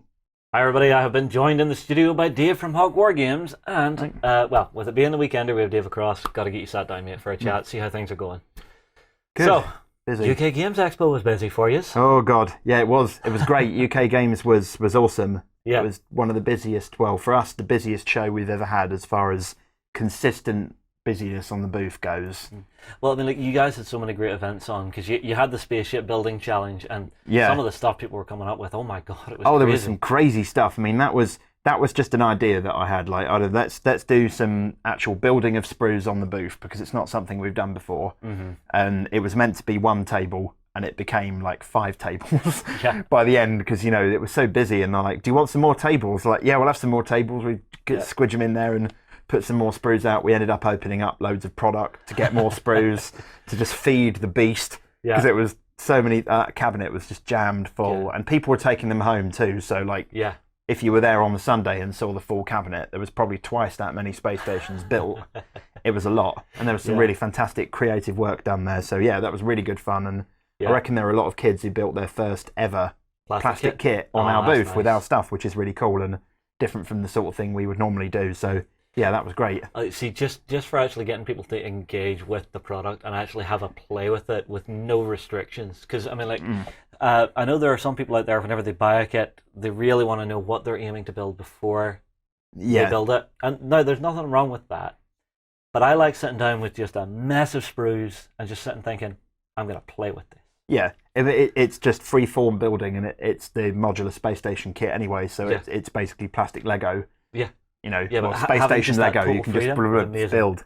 Yeah, and the one that won actually was she'd built a dragon that was just it wasn't very big. I mean, there were some that were built that were huge and unwieldy. This one was only maybe this kind of size, but it was meticulous. It kind of it was like a space station dragon with used gun turrets for feet, and it was very, very well done and very neat, and that's the one I gave it. There was only meant to be one prize, and we gave out about 5 in the end because there were so many. It was like, well, you can't just have one winner from this lot. So we shortlisted a whole load of runners-up that they were also really good in their own way. Yeah, now, in here, anytime we do a competition, we generally have the short list, then the shorter list, then the even shorter list. I'm guessing that's kind of what happened with you guys. Yeah, because we were moving the best ones to the top shelf as we went around. So there's, because there were a lot to judge, and people who wanted to take theirs away, we were taking pictures and details if they were good. So a few of those weren't in the cabinet at the end and still won prizes. So we're trying to be fair if people had to leave and take their stuff with them.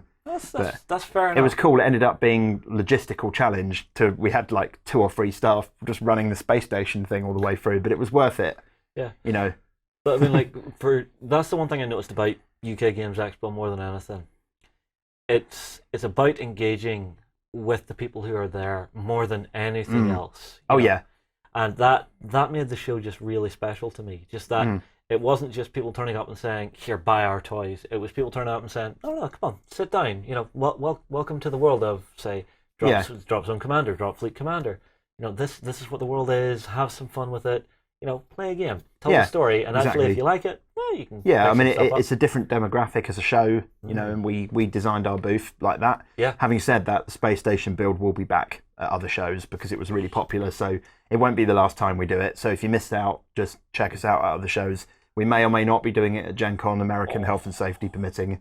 We'll see how that goes. I haven't actually followed up on that one yet, but we'll see what we can do, and booth space too, because we had a very big booth at UK Games. It's all right. Tell you what you do. You're in America. The sun's shining. It's bright and beautiful outside. Just in the parking lot, set up some picnic tables, ton of sprues. Off you go. Ton of sprues, but yeah, we will do it again because it was great. Yeah. Yeah. That, and you guys won a ton of awards. We did. So congratulations. I didn't get a chance to say to you at the show. Thank you. No, that was special. That was because they're all public votes, and it was to win. We've entered these before and not won them, and we won 4 all at once, which was just crazy. Yeah. Well, I mean, like, it was actually funny because Lloyd actually filmed the award ceremony. So there is a bit of the video of you guys going up to get your first award. You go to walk away and they're just like, whoa, you got to come back. Come back, you've got more here.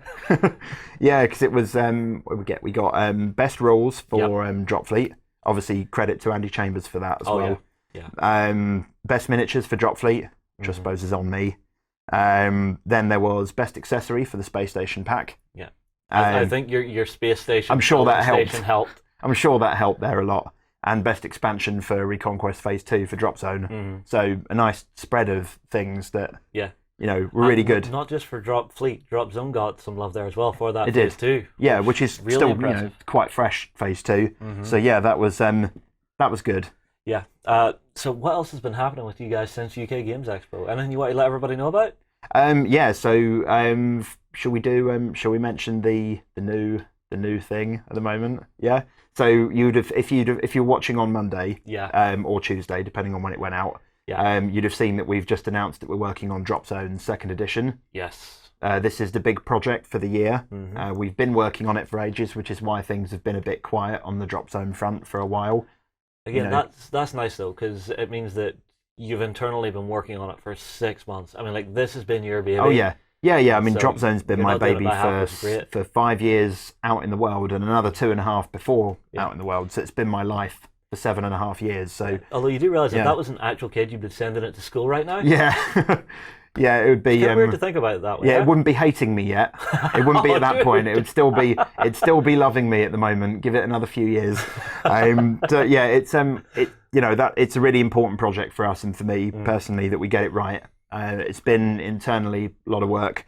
Obviously, I've covered a lot more about what it is in much more detail in the other videos, so you should definitely check that out. There's a link below on beastofwar.com in the post, so go check it out. Yeah. It is definitely worth having a look at. So crucially, in the short time as well, and that you probably would have seen a few quite mega deals going on for Drop Zone right now.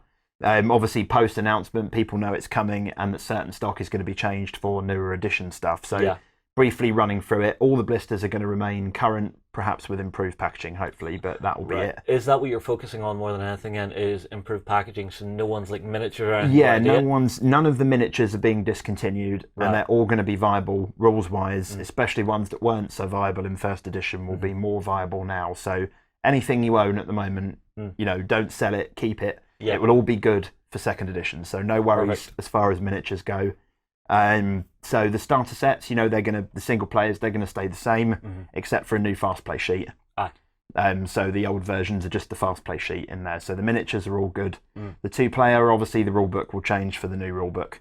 We might make a few other tweaks to it as well, but in general, the miniatures and the other content will still be good. The token sheet might change a bit. Yeah, and you had mentioned the fast play sheet will be a free download. Oh yeah, and there's fast play sheets in the single players. Yeah, they'll be free downloads. Yeah, it's perfect. Yeah, it's handy, it's easy, it just makes playing the game easier. So that's going to be available there. Obviously, the rulebook's being replaced with the new version. Yeah, but there's still a lot of artwork and imagery. Yeah, a lot of the photography. There's probably been more photography in the original book than there'll be in the new book. Well, you see, this is the thing. For the original book, this was while it was still just your brainchild. Yeah, literally, that first book, apart from book layout, everything in that book is my work. Everything. The writing, the rules, the photography, the painting of the miniatures, the design of the miniatures, the fluff, everything. It's all me.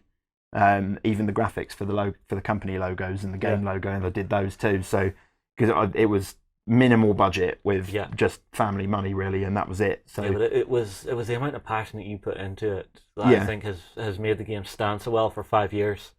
And now to be at a stage where you can look back at it and say, well, let's see what I do with it. I mean, times have changed a great deal. The industry's moved on a lot. I've spoken to thousands of gamers over these 5 years all over the world who've given me good and bad feedback about Drop Zone. So I've been absorbing that for a long time, and 5 years in for a rule set, I think is quite good, really, for a first edition. That's a good lifespan before you have to touch it. I'm sure you've had your erratas and your FAQs, we've a few little tweaks. That's par for the course. I mean, I'm generally very happy with the longevity for Drop Zone, and we could probably crack on with first ed for another 2 years if we wanted to, but it would be a better game as a result of this, and that's what's important mainly, and it's definitely time. That is what's so important, is that you want to make a better game. Yep, and that's it. I always want it to be as good as it can be, and it can be better at the moment. So that's the thing, really. I will be grafting to make sure it is better, and so will the rest of us. So, keep an eye out for that. Obviously, keep an eye out for deals right now. If you're not too fussed about things like fast play sheets, if you want to pick up some miniatures at great value, now is the time. Oh god! Oh god! My wallet hurts. Yeah, so that'll be especially true in the UK. So you'll see, because we're clearing our stock down, and there'll be a few things. So look out for deals for that, because we would rather have rule books in the hands of players, because it's not going to be out until fall time, so perhaps October. I wouldn't want to be too specific at this stage because it's not coming out unless it's ready. Yeah. You see, this is the other good thing. It has to be right whenever you do it. And I have great respect for you guys and actually being able to say, we're aiming around this ballpark, but we're not giving you a hardline date just in case. Yeah. I'd rather release slightly later and have it better, but not too late. Obviously, we really need this thing out by Christmas, ideally. Oh, right. Do you want this to be your for obvious big Christmas reasons? seller, This is the big Christmas release, because it's it's a high time that Drop Zone got some serious love, and that's what this is for. And we can't drag our heels forever. Of course. Not that we are, but that's around the time. But my point really is that if you're interested in Drop Zone and feel like dabbling, Second Dead, now's a good time. Second Dead will be better. It will be improved, but it won't be a vastly different game. So I'm assuming that core DNA will still be there. Yeah, the core stuff that makes it Drop Zone will still be there. So if you want to pick up a first edition book for not very much at all, or you'll probably get them perhaps phone in free with certain things, certainly have a look at it. The fluff won't change. There'll be no retconning whatsoever being done. I hate that.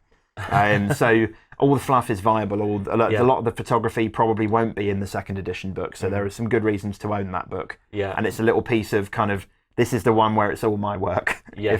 If you care about such things, but that's. But it's also the original beginning of the game, because you'll get some people that they'll still have that nostalgia hit where they might actually want to play a retro tournament and actually play a Mark 1 Drop Zone tournament. Actually, on the subject of Mark 1 Drop Zone tournaments, it's probably worth mentioning Invasion, which is in September. Yes. I've got my dates written down. 23rd to 24th, it's a weekend. Yes. A 2-day tournament, 5 games as we normally do. That is going to be the very last ever official first edition tournament. So I see. If you want to have the last hurrah of first edition, go to that. Right. It's going to be a really good event. We're going to push it very heavily because it's like the big swan song for first edition. So, go to that. If you're a player and you want to take part, they're really good fun. Yeah. Chilled, relaxed tournaments. Definitely turn up and play. Yeah. It also means that while you're there, you can actually maybe twist Dave's arm a little bit and just go, what's happening? What's happening? What's happening? Yeah, because I'll be there. We usually have a display case with new stuff. We usually show off things that no one's seen before at Invasion. It's free to walk in. If you just want to turn up and look at that. Yeah. Tournament ticket, I think, is $25 and it includes lunch for both days. Oh, that's nice. They're on the site now if you want to jump in on that, so definitely do that. It'd be cool. Yeah. Now, speaking of events, Gen Con is just around the corner now. It is. Gen Con we've looms. talked a little bit about it, but what are you guys hoping to do? Because I know you guys always do big stuff for Gen Con, so I'm hoping we'll have some shinies there. Well, we've got the brand new Battle Fleet boxes. They're going to pre-release there for Drop Fleet. Okay, I'll need to get a good chat with you about those to actually see what's in them. Those are big and chunky tournament-sized fleet boxes. Okay. Beautiful box art, really nice. They should be pre-releasing at Gen Con. Okay, I need a standalone video for this one. I'm sure everybody out there wants to hear what's going on with them. It's just after the retail release of the Battle Cruisers, so they'll all be there. Oh God, I have to go to the Hawk Wargames stand. The show onlys will be there, of course. Yeah. And there'll be some other stuff. We'll be talking a little bit more about second edition, more than we have done so far here, because I'll know more. Do you have any seminars at the event? We don't actually. I did one at UK Games. This is why I was wondering. That was my first ever seminar, actually. I think it was good. I'm happy with the way it went, and I'd love to do more. But Gen Con, we haven't actually tried to do one before at Gen Con. It's usually tricky because it's so expensive for the attendees to go. Yeah. Like every minute you're at Gen Con, you just see the dollar signs just go ding, ding, ding, ding, ding, ding, ding. So this is what I'm thinking with us actually covering the event this year is I want to get as much stuff as I can out the door to show people just how big and how cool the event is. Oh yeah, it's massive, it's vast, it's a different proposition to anything in the UK. Yeah. It's different from Spiel even. Spiel is a bit more laid back than Gen Con. Oh, are you guys at Spiel as well? Yeah, we're at Spiel as well. Okay. Yeah, we're always at Spiel, so we'll be there. We always go in conjunction with our German distributor. We share a booth, so we have German demo guys who can obviously demo the game in German, which helps because my German is very limited. I think the only German I know, and I'm sure my accent is absolutely god-awful, Ich bin ein Berliner. I have Verkaufen Sie Sturmgewehr, which is do you sell assault rifles? Eminently useful in daily life. And Ich habe mein Luftkissenboot verlasst, which is I've lost my hovercraft. Also massively useful. So yeah, I can't really demo Drop Zone or Drop Fleet in German. So that's we'll have German demos obviously on the booth. So and Spiel is a good fun anyway. If you've never been to Spiel, definitely go to Spiel. It's great. different again. They're all different. Yeah. I think I have one more bit of German, and I've probably got it wrong. Ritten dein Leben, der hat eine Panzerfaust.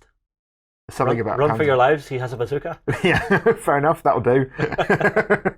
Well, Nice.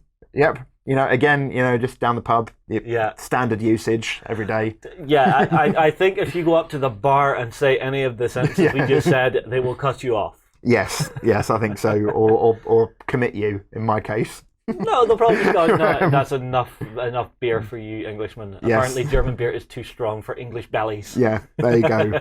But yeah, we will be at both. I'm looking forward to Gen Con, especially. It's always nice. It gets nicer every year for me. I will have to make sure and catch up with you guys. And it'd be cool to see you guys there as well, because that's a big thing. It's Gen Con 50. First year myself and Ben are getting to go there.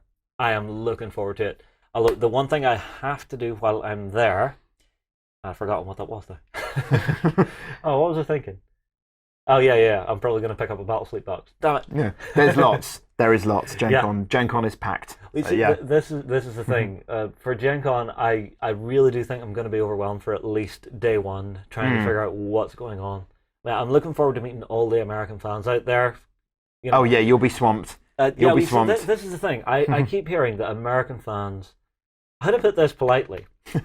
American fans are more forward, if that makes sense. Yeah, like they're less shy and retiring, being very stereotypical about Brits versus Americans. But usually you'll get but in American it's like bam.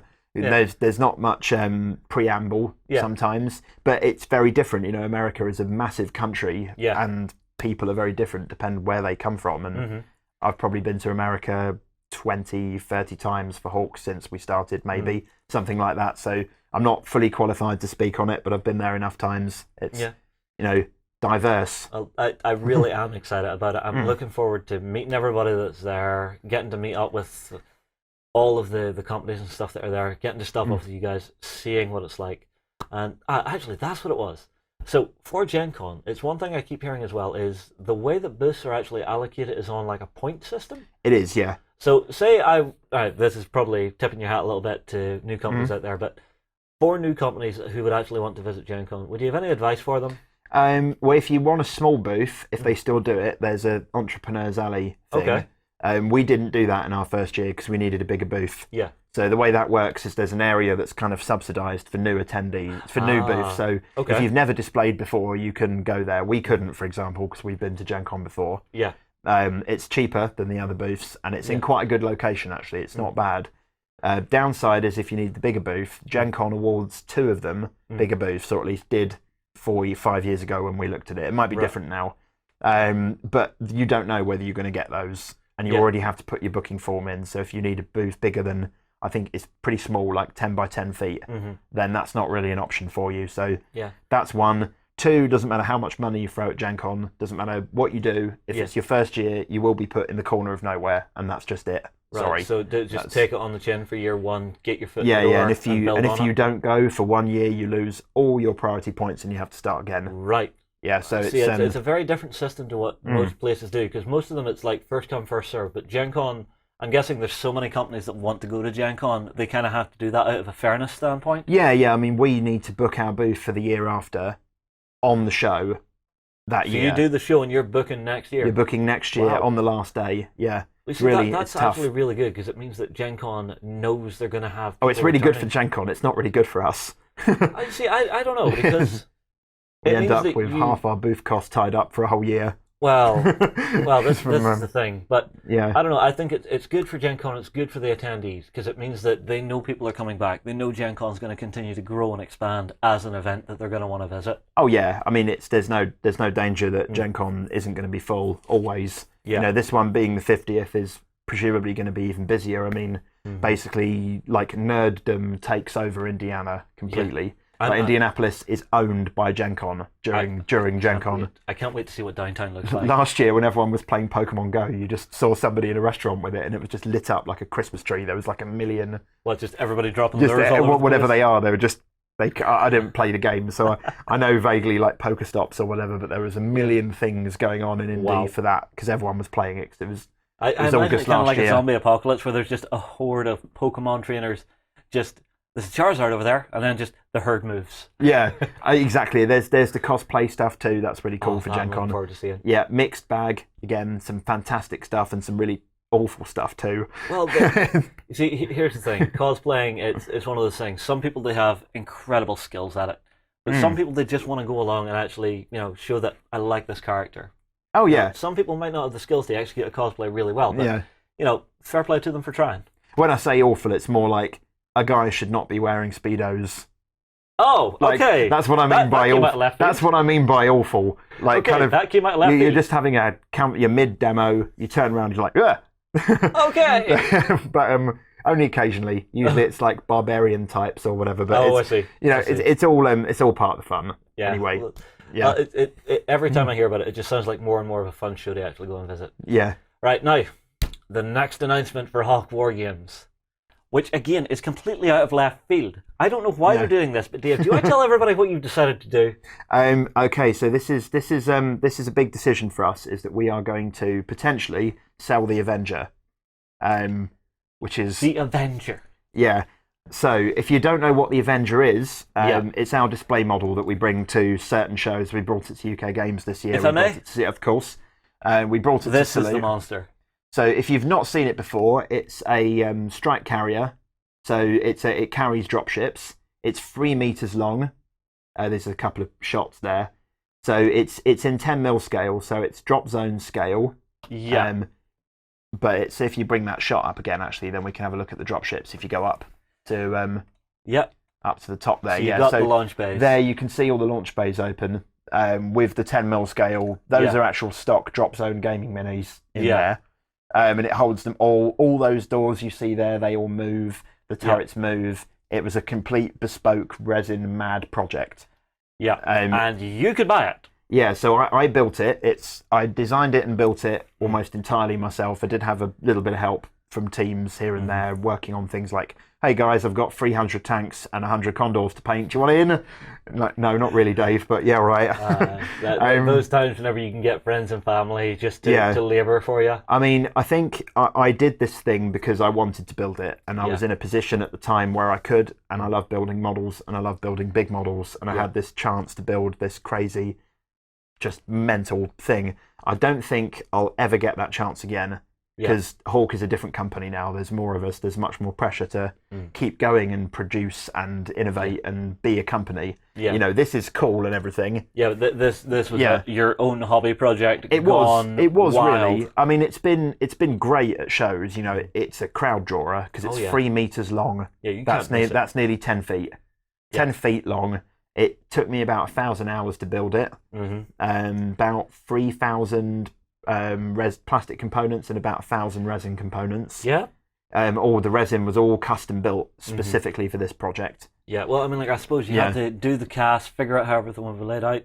Mike, did you actually take your CAD design that you had for a normal New Orleans and take the components to actually scale up to 10 backwards? Really? Yeah, because this was designed before the plastic one was, but this design was informed by the fact that I knew it would have to be plastic later. Right. So there were certain things I could do and certain things I couldn't because you've got to have line of draw on plastic on tools. So I kind of knew what it was going to be. I designed it on CAD for 10mm scale. Right. And designed certain things like that dropship section. You see the decks are repeated. Yeah. So I designed one cross section and then multiplied out. Yeah. There's actually, if you're interested in the build and how it was built, Hawk did a little YouTube series on my build. It's not Beast of War Pro quality or anything.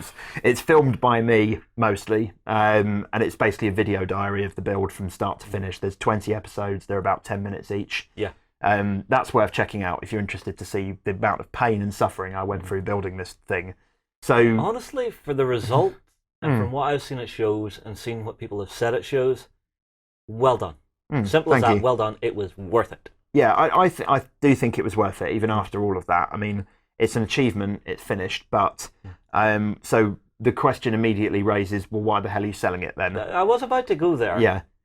So the first reason really is that it's huge. Yeah. And we've brought it to shows now for 3 years in various states of completion. The first Salute it came to, it didn't even have a nose properly. It was annoying really because it was just it was a foam core shape at Salute, and I'd built it the night before. I managed to burn myself really badly with a glue gun at 3 in the morning building this thing because it had to be presentable for the first salute. But everyone took their pictures from the front. So even though all the details and the rest of the ship, you just got this big block of nothing. Like, could have finished the front off properly. And like, yeah. but anyway, so it's been to shows for 3 years odd. Yeah. Most people in the UK who go to the shows have seen it now. We need to do new things for Hawk. It's important that we innovate and we try new things. So I've got another mad, crazy project in my head. It won't be... Well, it'll be. What I will say, if I get my way, it won't be that detailed, but it will probably be bigger. What are you doing? Well, I don't want to tell you. So this is a tip for all model building maniacs out there. Detail is not too difficult. Building something big is not too difficult. Building something big and detailed is a pig. Right. And with 500 moving parts is also a pig. And that's what the Avenger is. Let me ask, do the doors open and close? Yeah, every single one of them, they all open and close. They're all magnetised, all of them. All those lights, there's like, I think 600 lights. The engines are all battery powered because they're removable, because it's 3 meters long. That's the other side of this, is that this is also for the sake of my team, because everyone is sick to death of the Avenger, moving it around between shows, and because it takes up half the van for stock. And I'm sure it takes up a hell of a footprint on your stand. Oh yeah, it does. I mean, that's kind of okay because we don't bring it to every show and we only bring it to ones where we've got room. Yeah. And as I say, the thing I want to build is even bigger. Yeah. But it's going to be different. So my mind is just going, what could he build?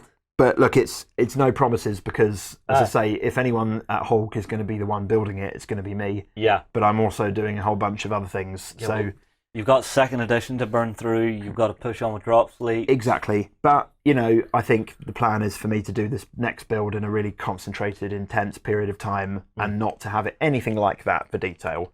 Right. Like, this is as detailed as the 10mm figures we sell for Drop Zone and Drop Fleet. You can go right up close and see all the little tiny little details. Decals, there were 500 custom decals that were made specifically for this project all over it. Absolutely mad. We had to find a decal printer that could print white, which is a challenge. There aren't many of those. So yeah, it's a beast, and it takes up a lot of space in our lockup. More importantly for us, that we could otherwise have more stock in, or let the crew move a little bit easier. So it's time to potentially sell it. Okay. Well, let's start scrolling down because this is a first draft of a PDF you guys have made to actually let people know it's for sale. Yeah. So, crucially, with this, it's the largest wargaming miniature ever built. Yeah. Excluding dioramas. I would say that's my caveat there. As one miniature, You've caught me here for a second.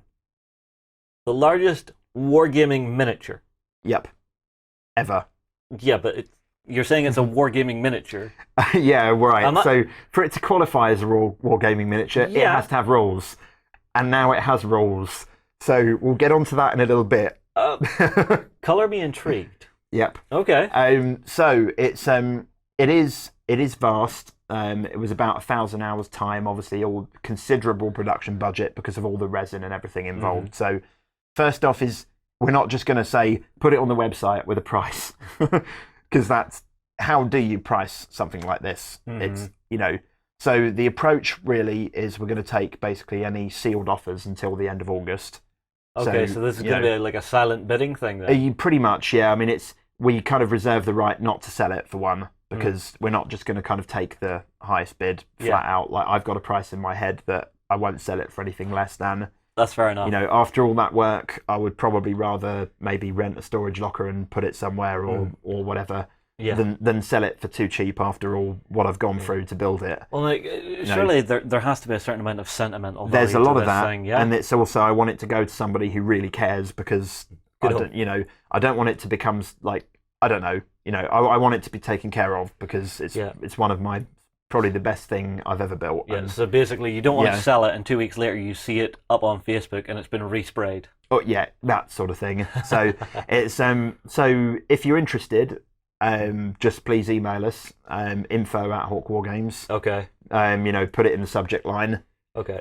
So we won't accept any bids until the end of August at the earliest. All right. Anyway. So you won't close any bids until the end of August. No. We'll take bids coming in. However high the bid is, we'll sit on it until the end of August. Okay. After the end of August, we kind of will reserve the right to just accept a bid Right, to whenever. pull the pin on the one you want to sell it to. Yeah, exactly. And All as I right. say, we may not sell it. Okay. So it's not a kind of this thing is definitely going. If we don't, because it's hard. Because Hawk, let's be honest, we're not Games Workshop here. Yeah. So we have a fan base, but it's not that big, and this is something quite exceptional. But then this doesn't exist anywhere really. So this how do is you? that one-off thing that you would expect to find on Pawn Stars. Yeah, it's a mad thing, and it's also kind of in a way fun to do this as well and see what happens, because I don't know what's going to happen here. So Well, it'll be interesting to see what value people assign to it. So, yeah. a couple of questions. Mhm. If your buyer is from America, what are you going to do there? Because shipping this thing would have to be a one-time deal. Right, so actually this is worth mentioning as well. If it's UK or kind of accessible mainland Europe, we'll probably deliver it ourselves in person. All right, so you'll rent a van and we'll go on just a road rent a trip. van, drive it, set it up wherever you want it set up. Okay. Do any little touch-ups and things, because it always gets the odd scuff every time we move it as well. Okay. That's another reason to sell it, is every time it goes to a show, it gets needs a little damaged a love. little bit. Yeah. And I'm kind of tired of that as well. So it needs to go somewhere permanent where it's going to be in better condition, really. Okay, so UK or mainland Europe, So, you will deliver this. We'll deliver it personally. personally. Right. If it's America, there's going to be some challenges attached to that, because Yeah, I'm thinking that. it's hollow and it's full of wires because of all the lighting. Yeah. That with the TSA is like. Yeah. So there are obviously ways to get anything into a country. It's not something we've tried to ship before.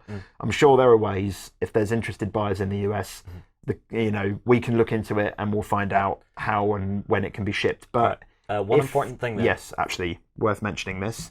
No. If you're shipping it to America, this is something I've learned, because we transport it hot to America. You remember our big 12-foot table? Yeah, I remember that. Right. If you're getting pallet crates to put it into, to actually individually pack it, make sure they are plastic, because you can't send in non-heat treated wooden pallet boxes Yes, to America. I know it that will one. get shipped straight back to you. Yeah, which is mad. All right. Now, what did you think I was going to say? Oh, no. So there was actually another thing, is that we've always wanted to bring this thing to Gen Con, Okay. and we never have, because of the whole shipping Yeah. malarkey.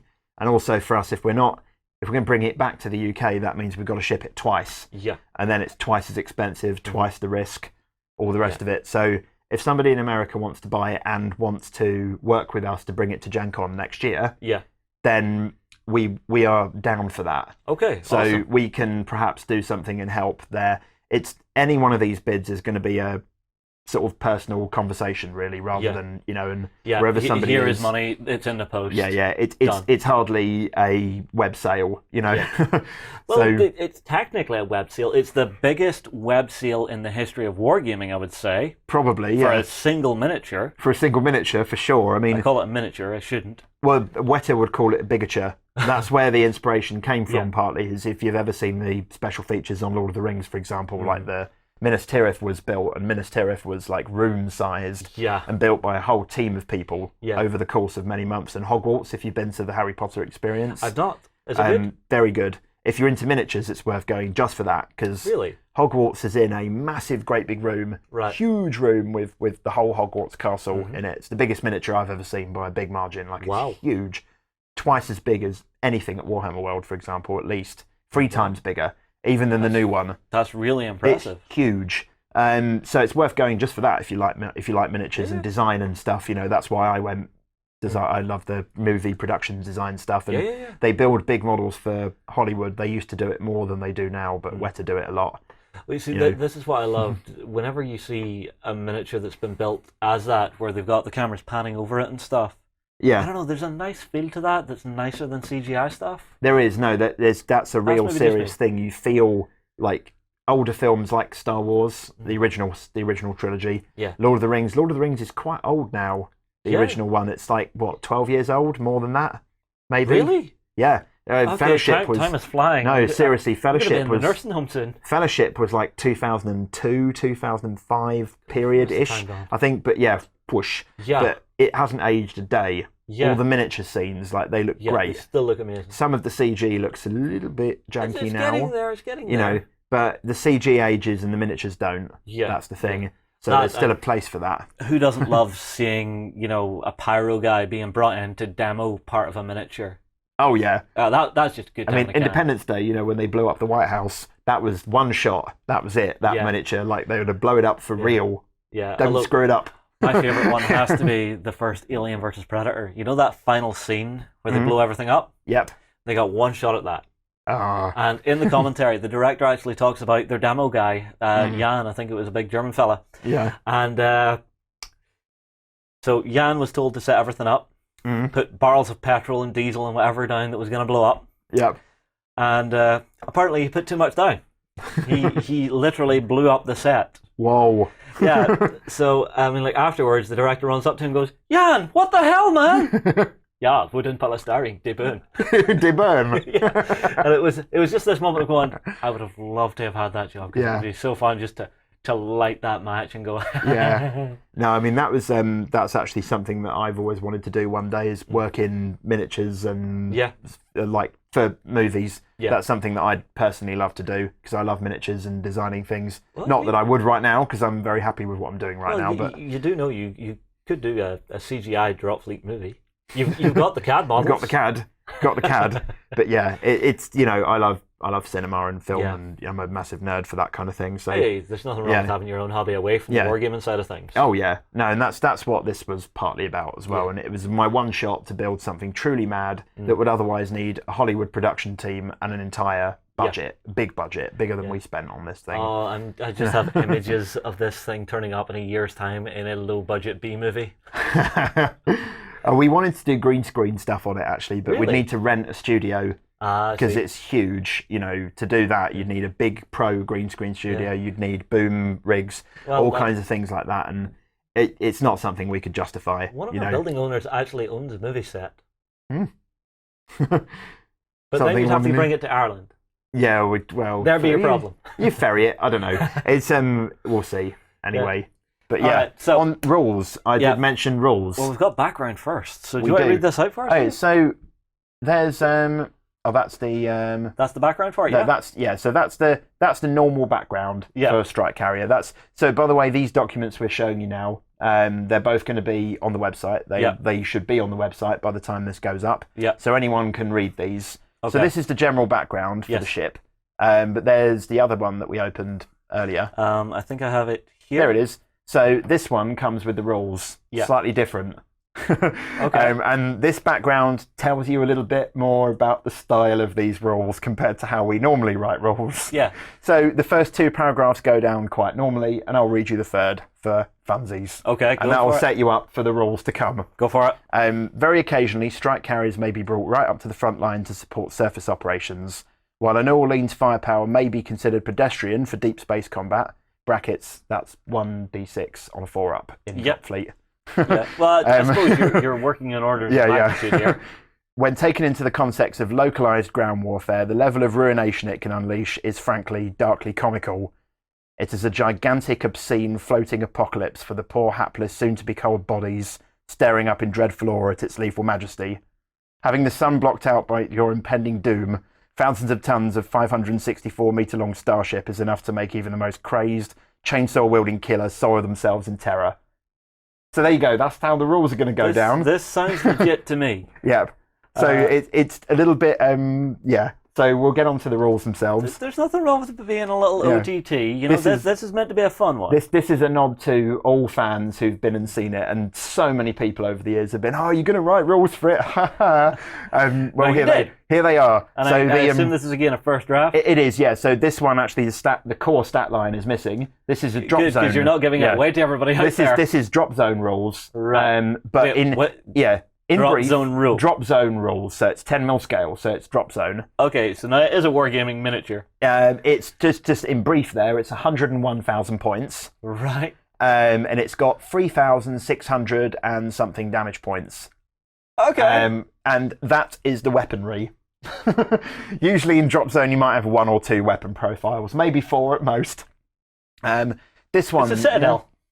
So main mass driver turret, for example, energy 14, 3 shots, 1+ accuracy, infinite range countered, and demolisher 300, devastator 300, large blast.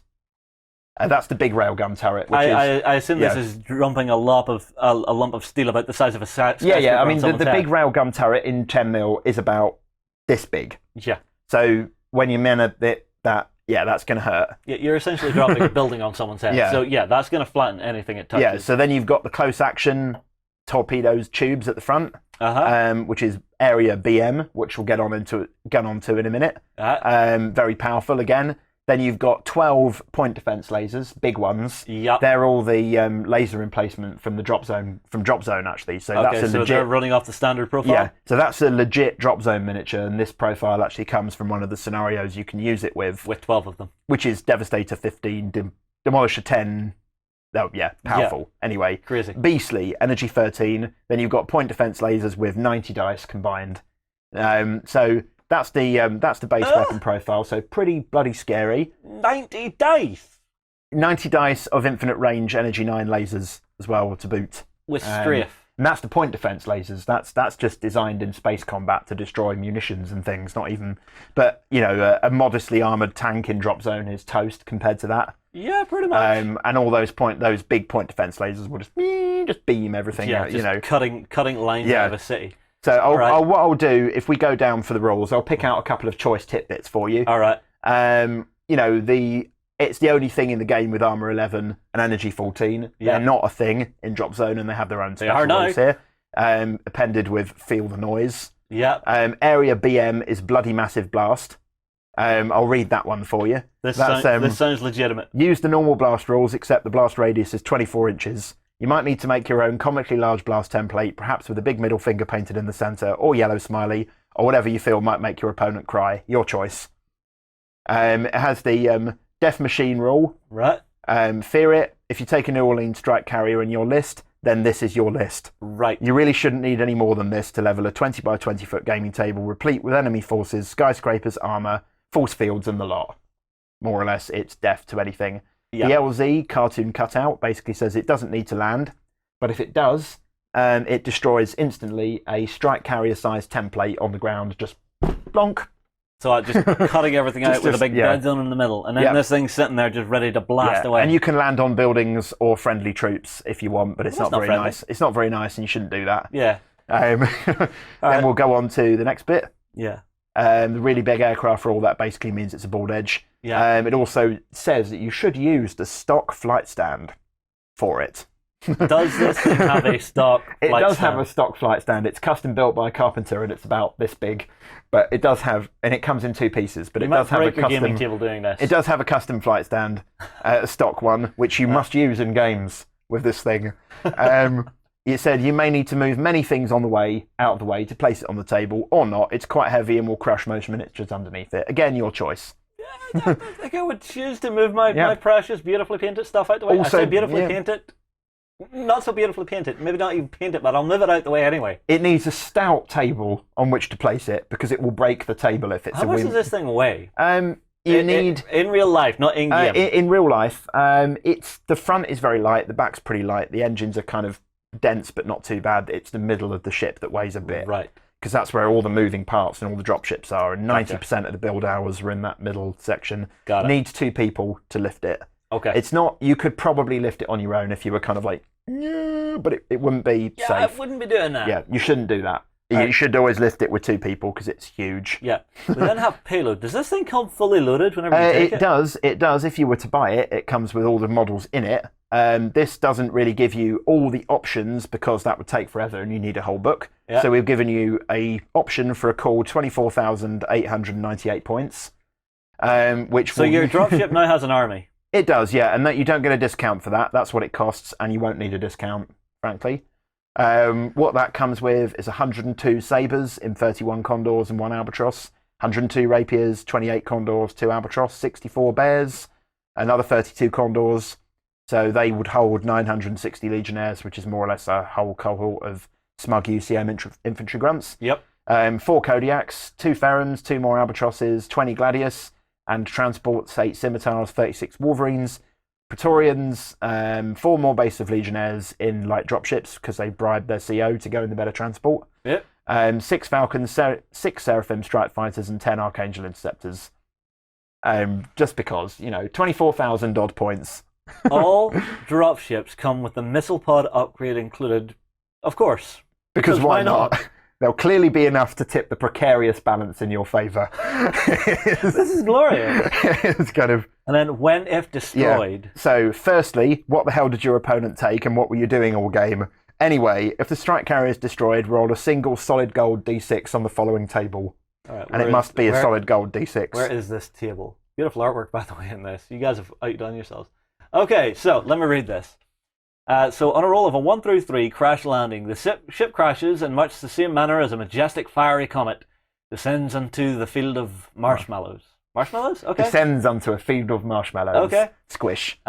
Place the cartoon cutout LZ template underneath the model and see what's irrevocably squished to death instantly. Yeah, that's not bad. That's the New Orleans sized death template. Okay. If you want to land, you could use that. Okay. 4 to 5, raining debris.